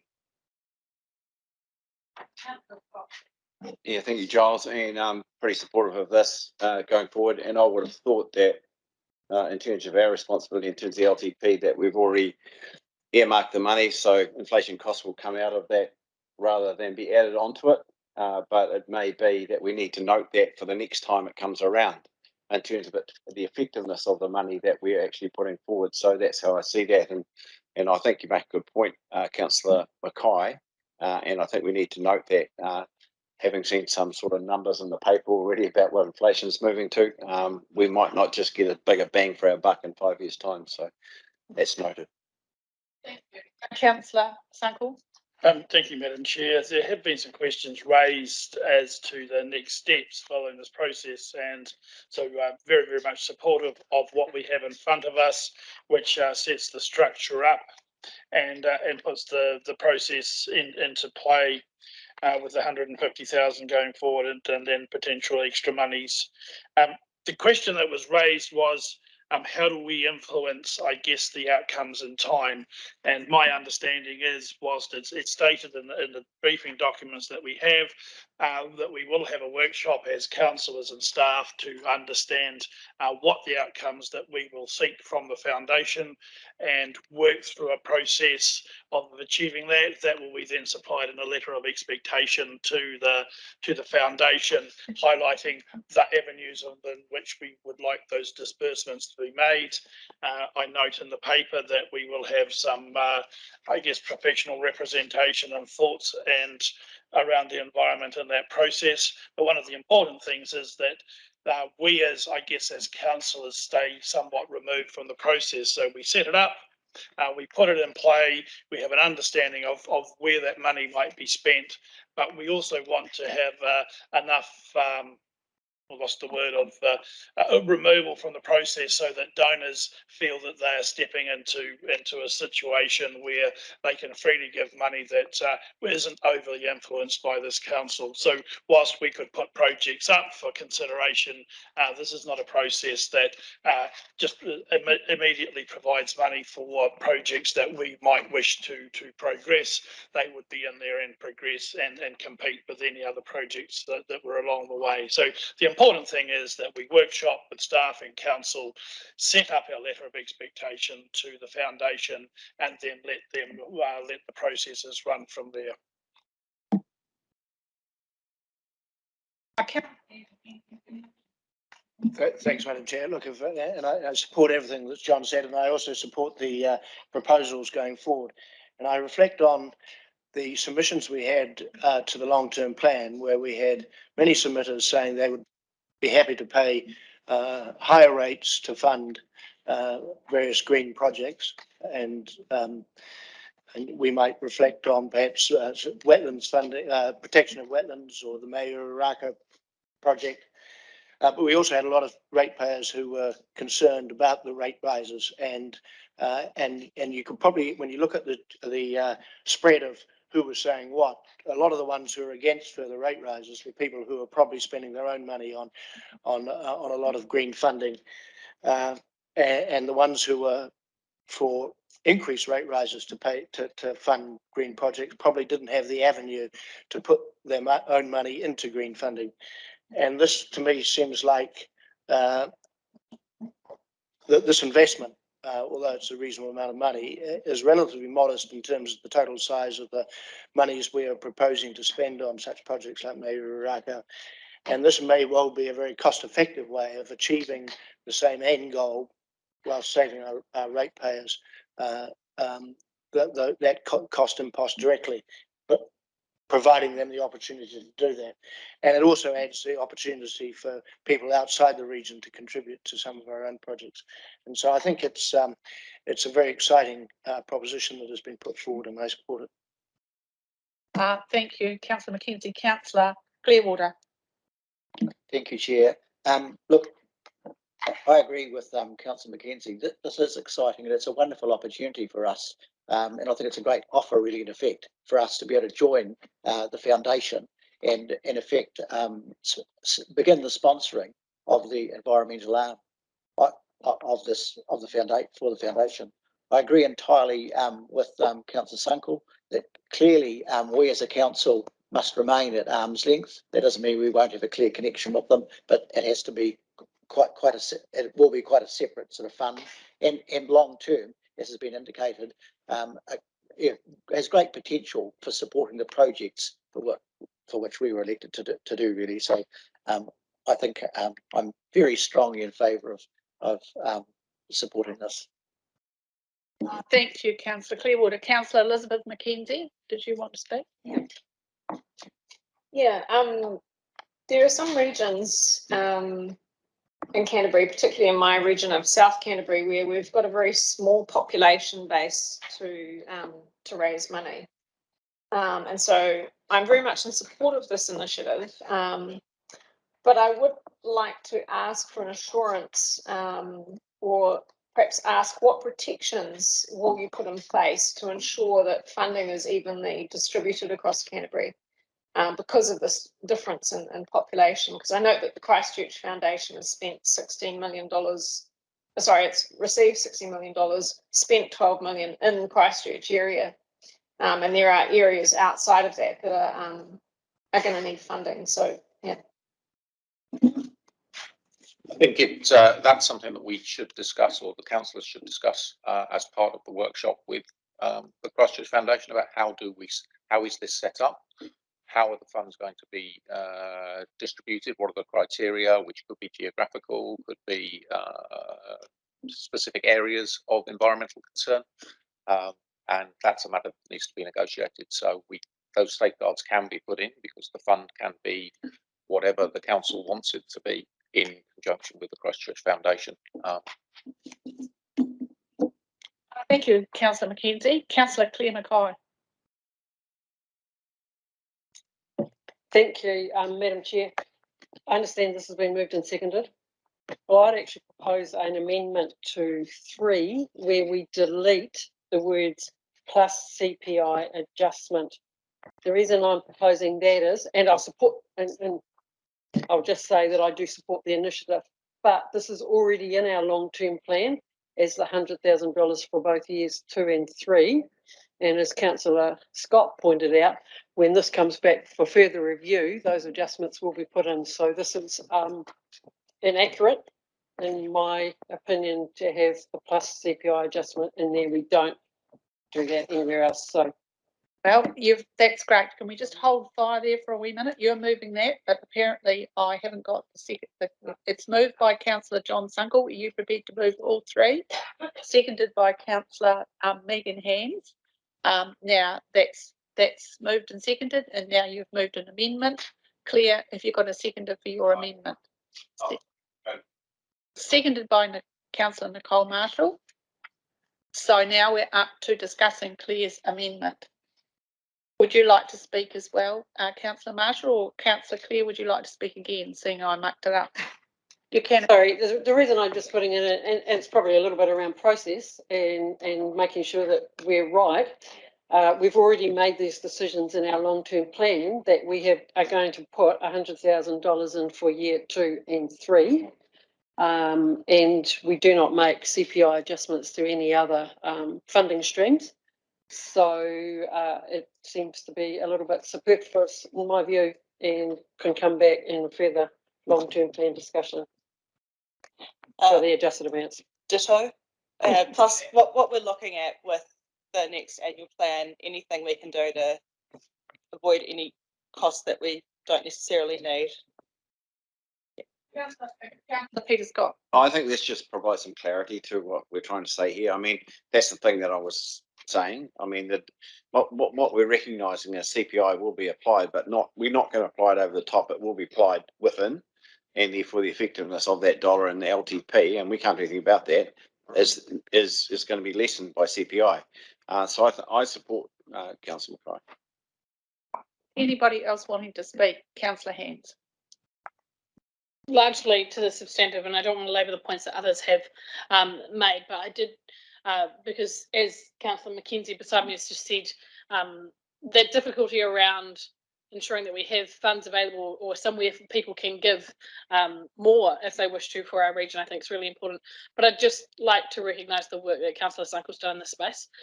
John and I have spoken about doing something similar to this, or the question of, but how do we fund it when we have problems throughout the region over many years, even before I got to this table.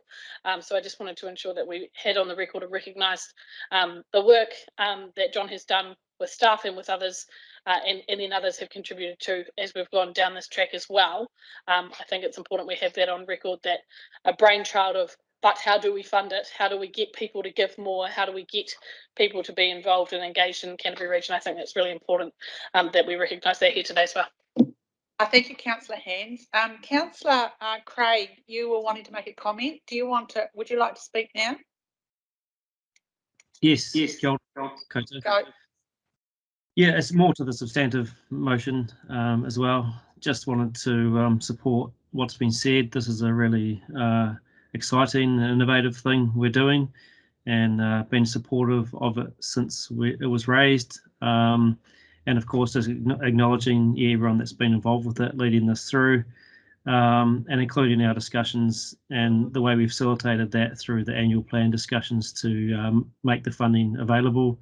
So yeah, just really supporting it, and thanks so much to the staff and everyone who's led it and getting to this point. So look forward to where it's going to go in the future, and agree with the comments about the arm's length thing, but obviously the strategic causes and stuff that are going to be funded out of it. Of course, that's really important to our ratepayers and what we do in the region. So kia ora koutou.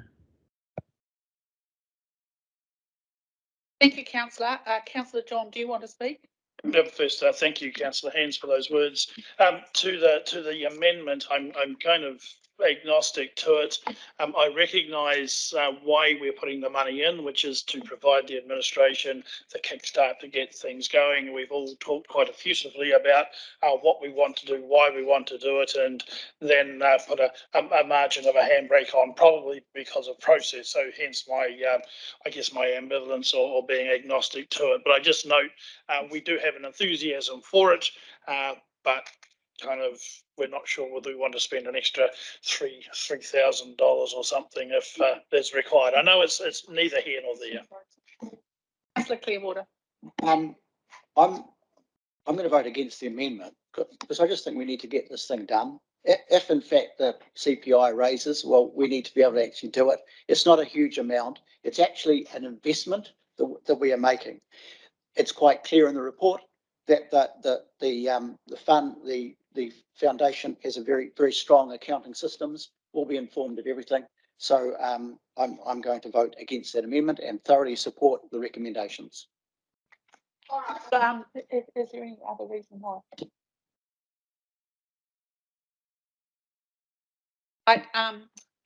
I'll put the amendment. So we're putting the amendment that is number 3. It's moved by Councillor Claire Mackay, seconded by Councillor Nicole Marshall, that we delete plus CPI adjustment out of number 3. All those in favour, please say aye. All those against? No. All right, I think it's lost. Back to the substantive motion. Oh, all right, we'll have show of hands. All of those in favour, please put your hand up. 2, 3, 4, 5, 6. Okay, all those against, please put your hand up. 1, 2, 3, 4, 5, 6. Have they got their hands up? Yeah. You've got 2 against 1. 4 against. Yeah, we can't. Okay. Division, please. Yeah, it's terrible.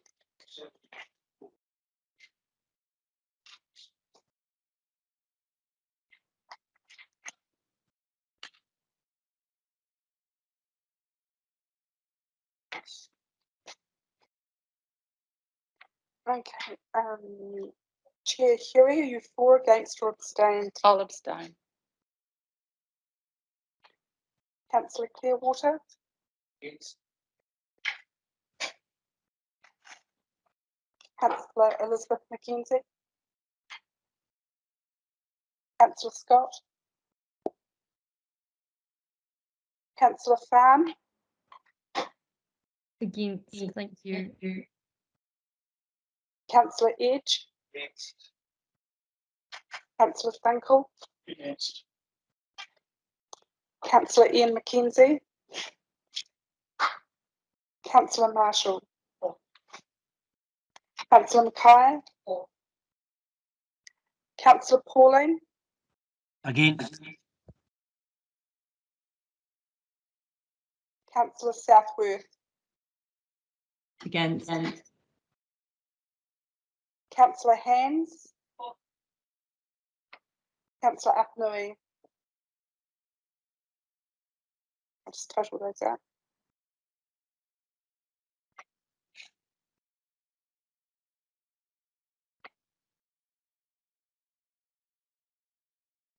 We have 6 for, 7 against, 1 abstained. Okay, that's lost. I'll put the substantive motion moved by Councillor John Sunkel, seconded by Councillor Megan Hands. Would anybody else like to speak to that? All right, I'll put that to the vote. All those in favour, please say aye. Aye. Anybody against? There's no one against. That's carried. Thank you all very much. It's fantastic.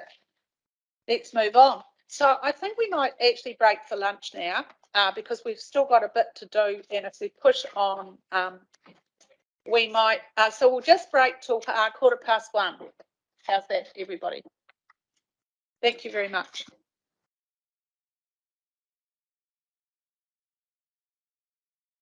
Yeah.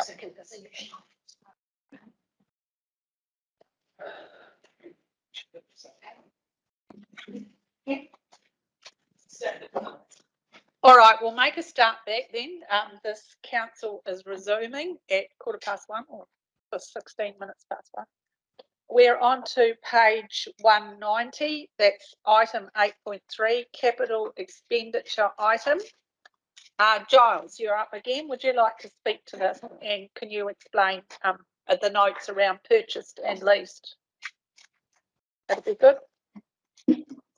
Thank you, Chair. This paper asks the council to agree to bring expenditure forward that was originally planned in the LTP to be committed in years 1, 2 and 3 to spend all of the money in the current financial year to procure and buy the VHF communications network. There is no increase in spend. It's merely bringing the money forward into the current financial year.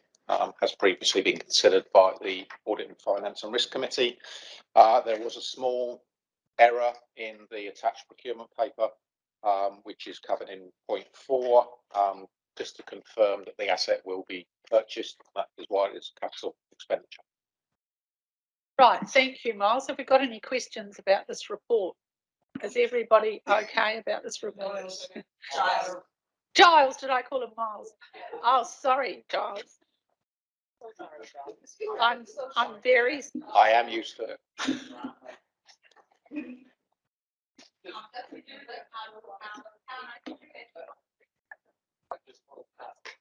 Okay, you ask a question. Thanks for bringing this in. This is exciting for those of us that have used a lot of VHF. What frequency are we going to be monitoring exactly? Just sheer curiosity. I'm afraid I'm not able to answer that question. No worries. So, the purchase of the network basically brings forward the monitoring, the ability for us, my understanding is for some of the harbours, to allow us to be able to provide a safer and more secure fishing, some shipping, and sea, waterborne environment. So certainly something that I recommend that we do. And just a quick follow-up, will it be for both, I suppose, voice and for beacons? You know? Oops, sorry. I can provide that information. I can certainly get it quite quickly. All right, thank you very much. Any other questions? All right, I think it might all be good then. Well, thank you for this report. Councillor Scott, would you like to move these recommendations? Moved by Councillor Peter Scott, seconded by Councillor Elizabeth Mckenzie. Anyone want to speak to it? No. Oh, Elizabeth, would you like to speak? Oh, yeah, I just want to say I very much support this. 2 people actually drowned on Lake Takapo, as noted in our report, and this could have been prevented by VHF, and so I very much support bringing this kind of purchase forward. Thank you. Councillor Tane. Yeah, look, coming from the aviation background as I do, I support this as well. The quicker you can get to people, the quicker you're notified that something has gone wrong, the higher the likelihood is that we'll save those people that need it. So, yeah. Thank you very much. All right, we'll put it to the vote. All those in favour, please say aye. There being nobody against, that's carried. Thank you very much, and thank you to the staff for the report, and I hope it all works out well.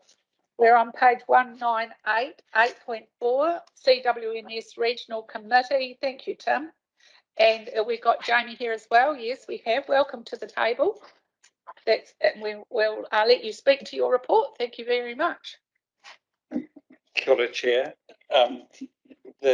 This paper is about the regional committee and the co-chair, the Ngāi Tahu co-chair for the regional committee. You'll note that in April there was the agreement on the form, function and structure of the committee, and then in the previous council meeting on the 6th of October, it was Jane Demeter was approved as a co-chair of the committee. This is a tidy up, essentially. This is to help with the rapid implementation of the regional committee to allow for Tumu Taiao Cranwell to act as the interim co-chair, Ngāi Tahu co-chair for the committee. You'll note that under the terms of the reference, there is 1 representative from Te Runanga or Ngāi Tahu and 3 from Papatipu Runanga, and from those, the co-chair will be selected. And this is proposing Tumu Taiao Cranwell as the interim so that that process can get underway, and then we will revert to the normal, to what's been proposed in the terms of reference. And just also to note that Te Runanga or Ngāi Tahu have endorsed Tumu Taiao Cranwell to act as the interim co-chair. Thank you. Thank you. Has anybody else got any questions about this? I understand, Councillor Pauling, you'd like to move this resolution. Do you want to speak as well? Yeah. Kia ora, Jenny. Kia ora koutou.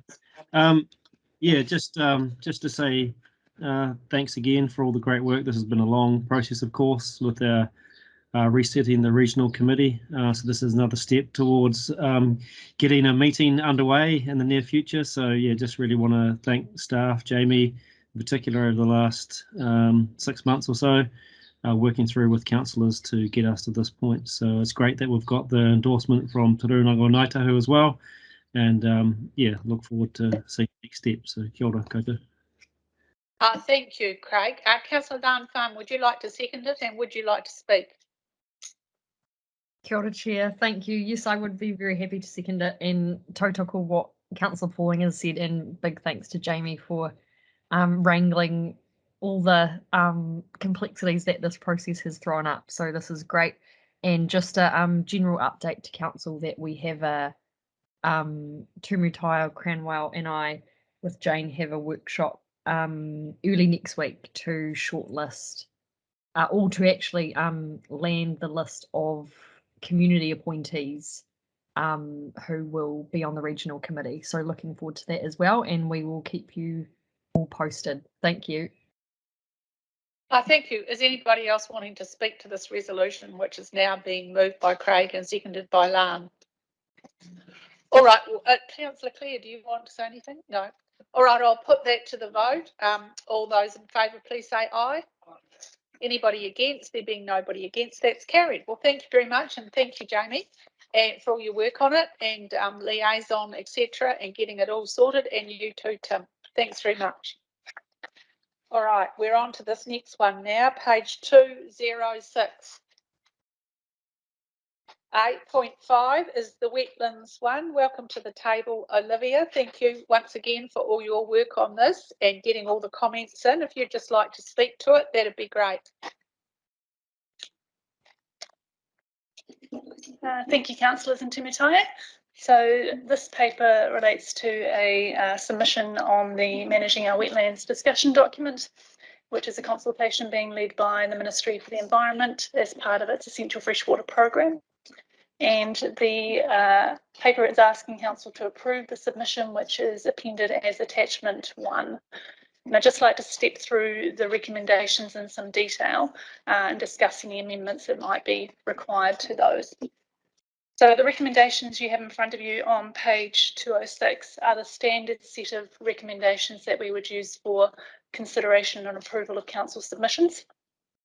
Recommendation 1 is that council receive the submission, and that stands. Recommendations 2 and 3 allow for substantive changes to a submission if the council decides that's appropriate. In this case, it's staff's understanding that further changes at this time aren't sought, and therefore if council agree to receive and approve the submission, the change that should be made would be to strike out recommendation 2 and to amend recommendation 3 to remove the text with the changes previously resolved. I'm happy to take the paper as read or cover off any parts of the proposal and the position statements in your hands, Chair. Right, is there any questions or queries anybody's got, or you've all had input? So I think not. Did anybody want to speak in support or anything about the submission and how it's made? Councillor Mackay, did you want to say something? Look, yeah, thank you. Through you, Chair, I'd just like to thank the team for their work that they've done in getting this wetlands submission to this point in time. I think there was a wide range of views that you have actually articulated pretty well in the submission, and I guess that's was indicated too when we had an opportunity to provide a second lot of feedback. I think there was only 2 or maybe 3 of councillors that did that, so that was pretty good, and those changes have all been incorporated as staff agreed. Now, I think really, from my point of view, I think that the wetlands definition is still going to be a little bit tricky to implement. But I do commend the staff on where we've got to and the language used and the expression used and feedback that we're providing to NFE around this from this organisation. Thank you, Claire. Councillor Grant. May I read some notes in support of the submission? I support the submission and agree with the principles outlined on page 212 that guided the development of the submission. I'm equally concerned at the proposed changes to the definition and consenting pathways that were put forward in this discussion document. In the overall spectrum of Indigenous biodiversity losses across New Zealand, by far the most destructive losses have occurred in our productive landscapes for pasture conversion and in our urban fringes where many wetland areas have been used as dumping grounds for rubbish disposal and infilling. Basically, wetlands were seen in the past as having little value.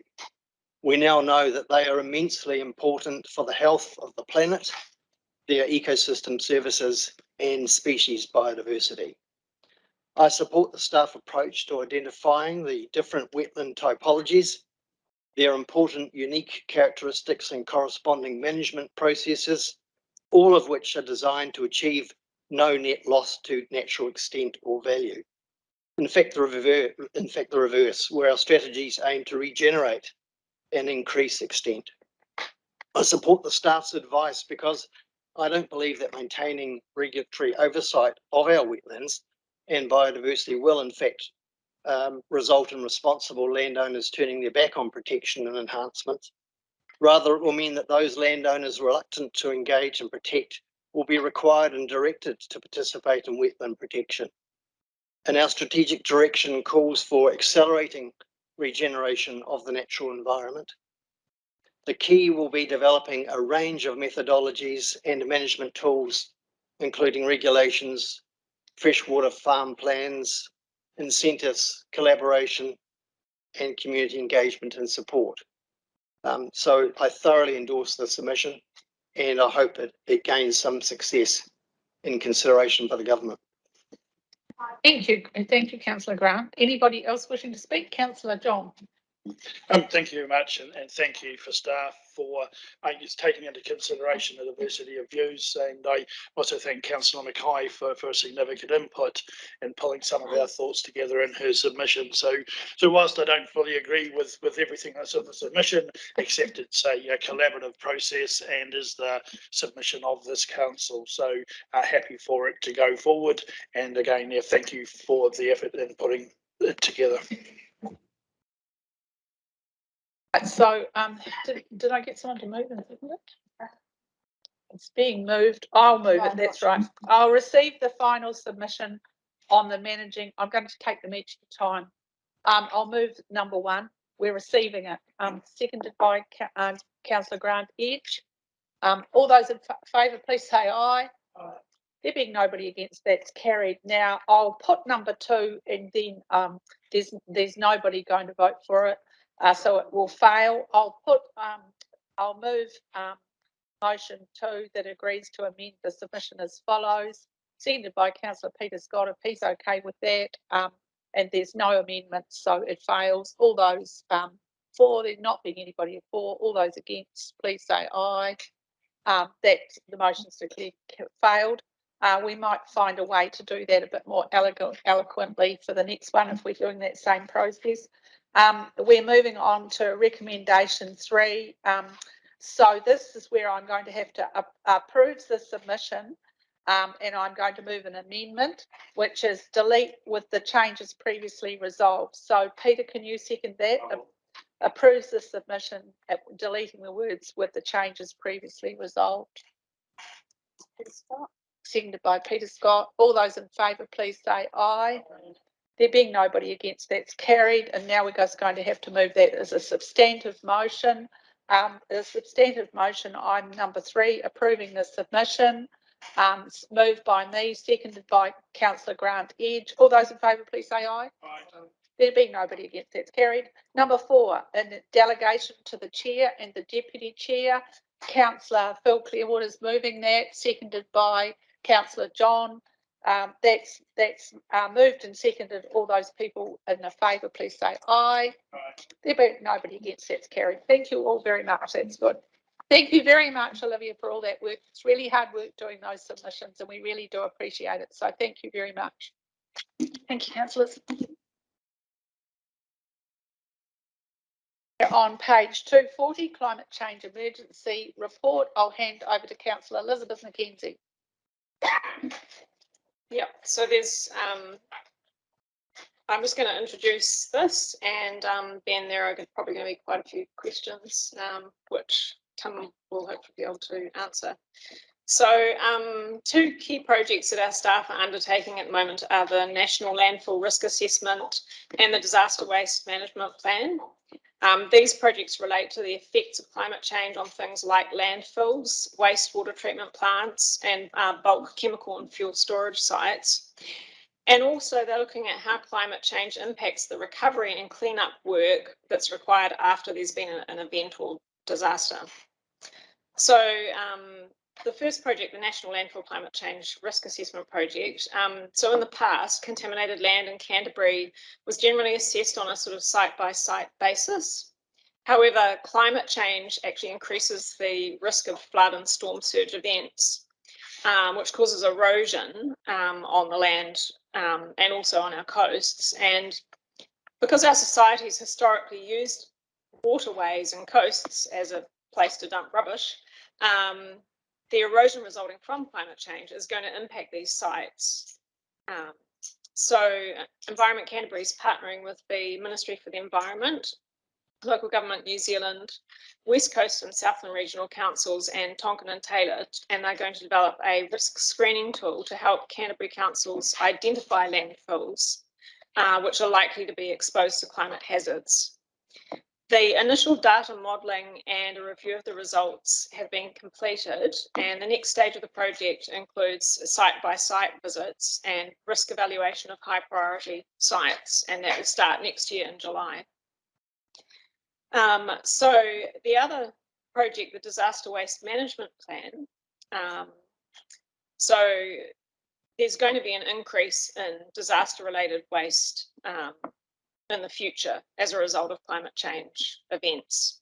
And so our staff have been developing an online disaster waste management tool to plan for and manage disaster waste from future events. And this also includes earthquakes, but yeah, fires and floods and things like that. The project is getting close to completion, and staff training on it is going to start in the near future.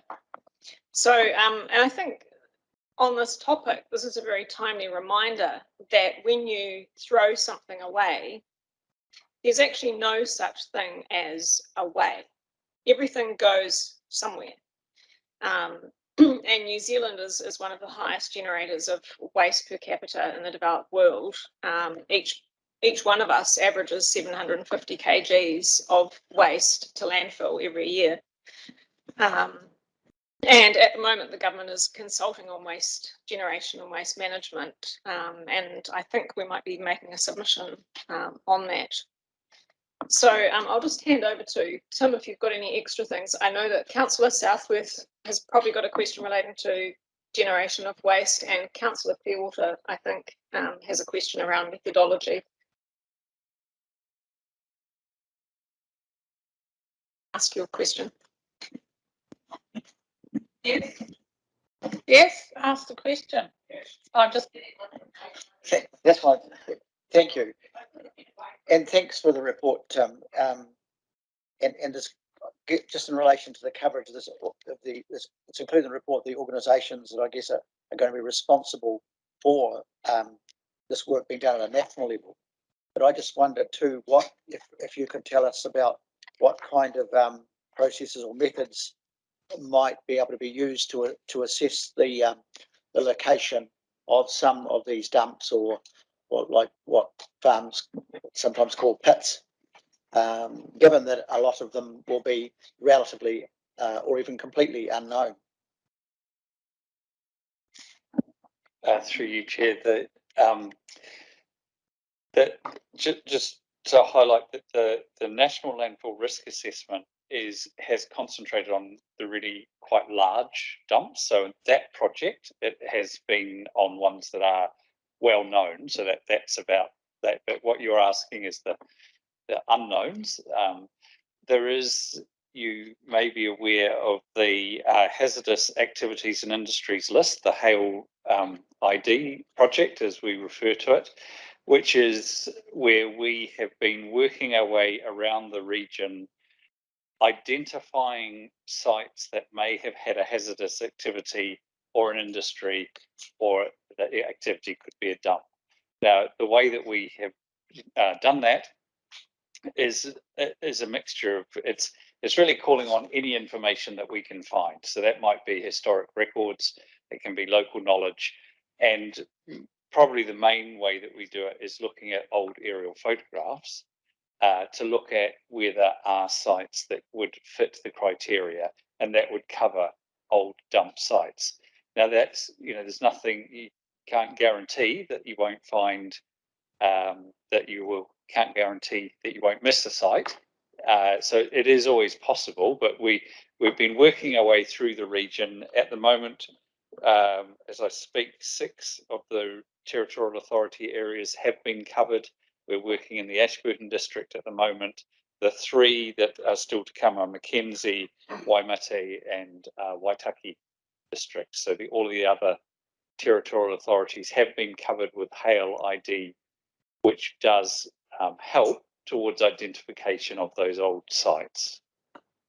Thank you, Tim. And like clearly a lot of work is being done on this really quite urgent problem. I just wondered too, if in addition to get it all as much information as possible, if we might also be able to sort of ground truth in effect by having some conversations with, say, some of the older farmers who live in some of those low-lying districts, that kind of thing, in terms of, say, direct conversations.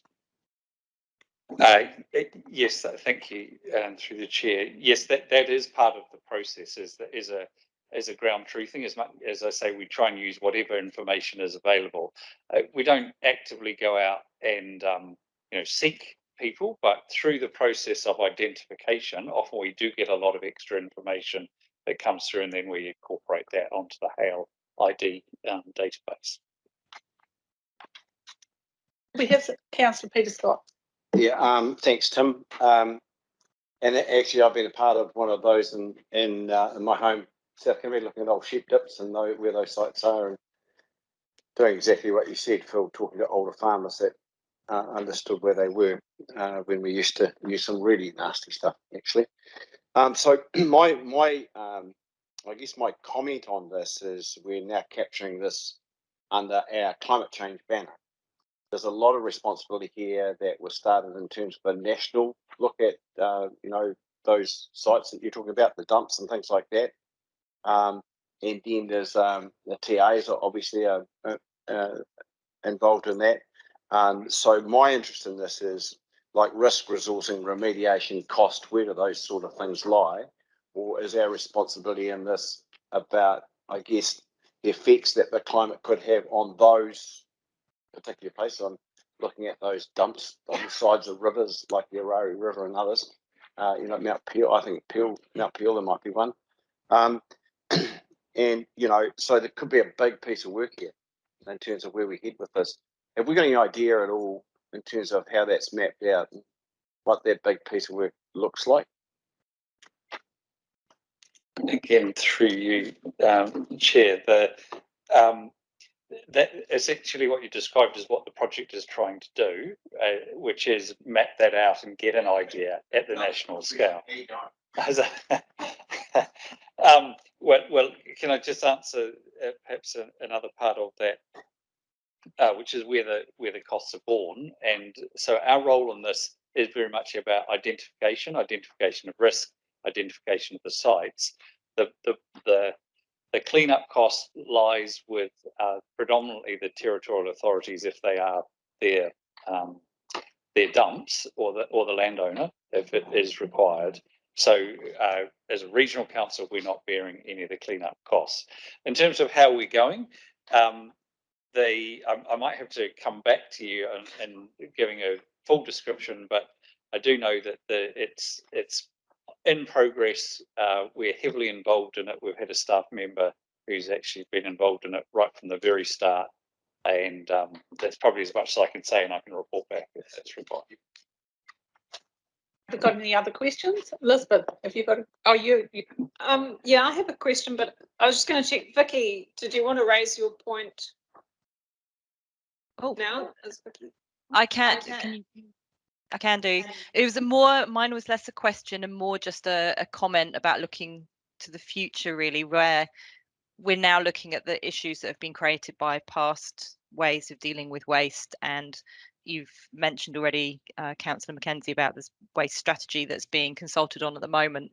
And of course, a lot of this stuff is more obviously linked to government legislation and territorial authorities in terms of waste management and the like, but we do have the strategic plans that will be coming into our area of work, sphere of work, and also thinking about adaptation to climate change and being able to predict and understand where risks for future management and locations of future waste management facilities and the like will go, that we can try and avoid some of the issues that we're now dealing with from the past.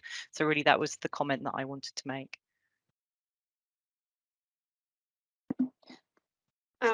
I've got a question around similar to Phil's around the unknown sites. Some of the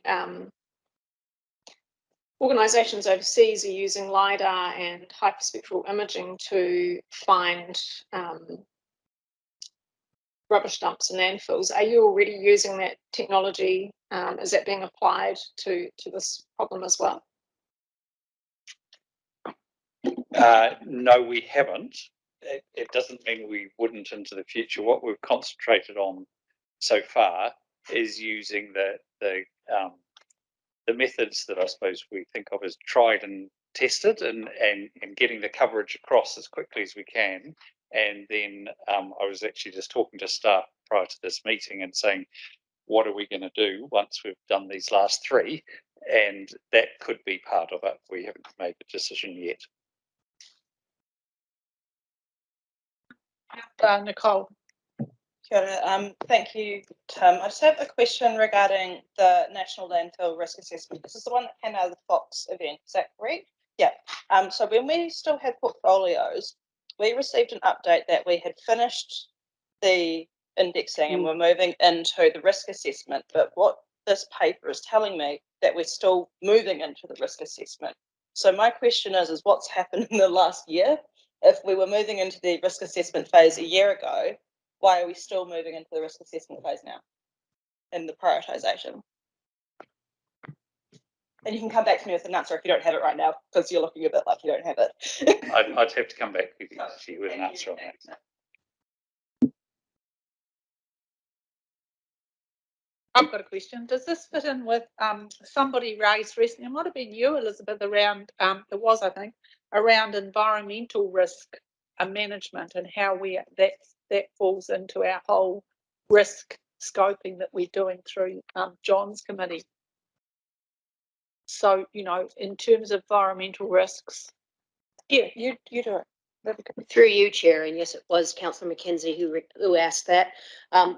Thus far, we have had the way we've done risks has been very organisationally focused as opposed to environmentally, and that is the conversation that this council wishes to have with regard to risk assurance, so that we are more consistent and we cover the multiple risks. And we have yet to put that methodology in place and have that conversation with you. Thank you. Right, thank you. Do you want to finish off, Councillor Mckenzie? Yep, I don't really have anything more to say on that. No more questions? I will thank you, Tim. That's great. Thanks very much. Well, Elizabeth, we'll take it that you're moving reception of the update on Canterbury Environment Canterbury's climate change work, seconded by Councillor Vicky Southworth. All those in favour, please say aye. There being nobody against, that's carried. Now we're on to page 242, which I'll move from the chair, is to move to exclude the public and go into public excluded, seconded by Councillor Scott. All those in favour, please say aye. That's carried. Thank you very much, everybody. Going to the meeting. Yes, and we haven't got any business to transfer. We're going on now to other business. There's no other business. There's no notices of motion. There's no questions unless somebody's got one. Been in that paper. Okay, we're moving on. Notices of motion. There's no notices of motion. There's no questions. There's a next meeting. When's the next meeting? The 17th of November. 17th of November. Can we have one conversation, please? We're nearly finished. Mihi Karakakia, who is going to finish the meeting with a Mihi? You, Yaya. Tumu Taiao, Campbell's online. Are you going to give us a Mihi? That's right, he's got about his eyes. I can do it. Craig, thank you. Hi, kia ora koutou. Nei rā te mihi kia koutou, mō koutou mahi tēnei rā. Just acknowledging everyone again for their work today and all the work of the staff and of course councillors as well. Ai, he karakia whakamutunga o tātou nei hui. Kia tau, nā manakitanga o nā me karo ki runga ki tēnā ki tēnā o tātou. Ko māhia te hua mā kihiki, kia toi te reo, kia toi te mana, kia toi te aroha, tūturu whakamoa kia tīna. Haumie, huie, tākie. Thank you very much, everybody. That was a fantastic meeting. Thank you all very much.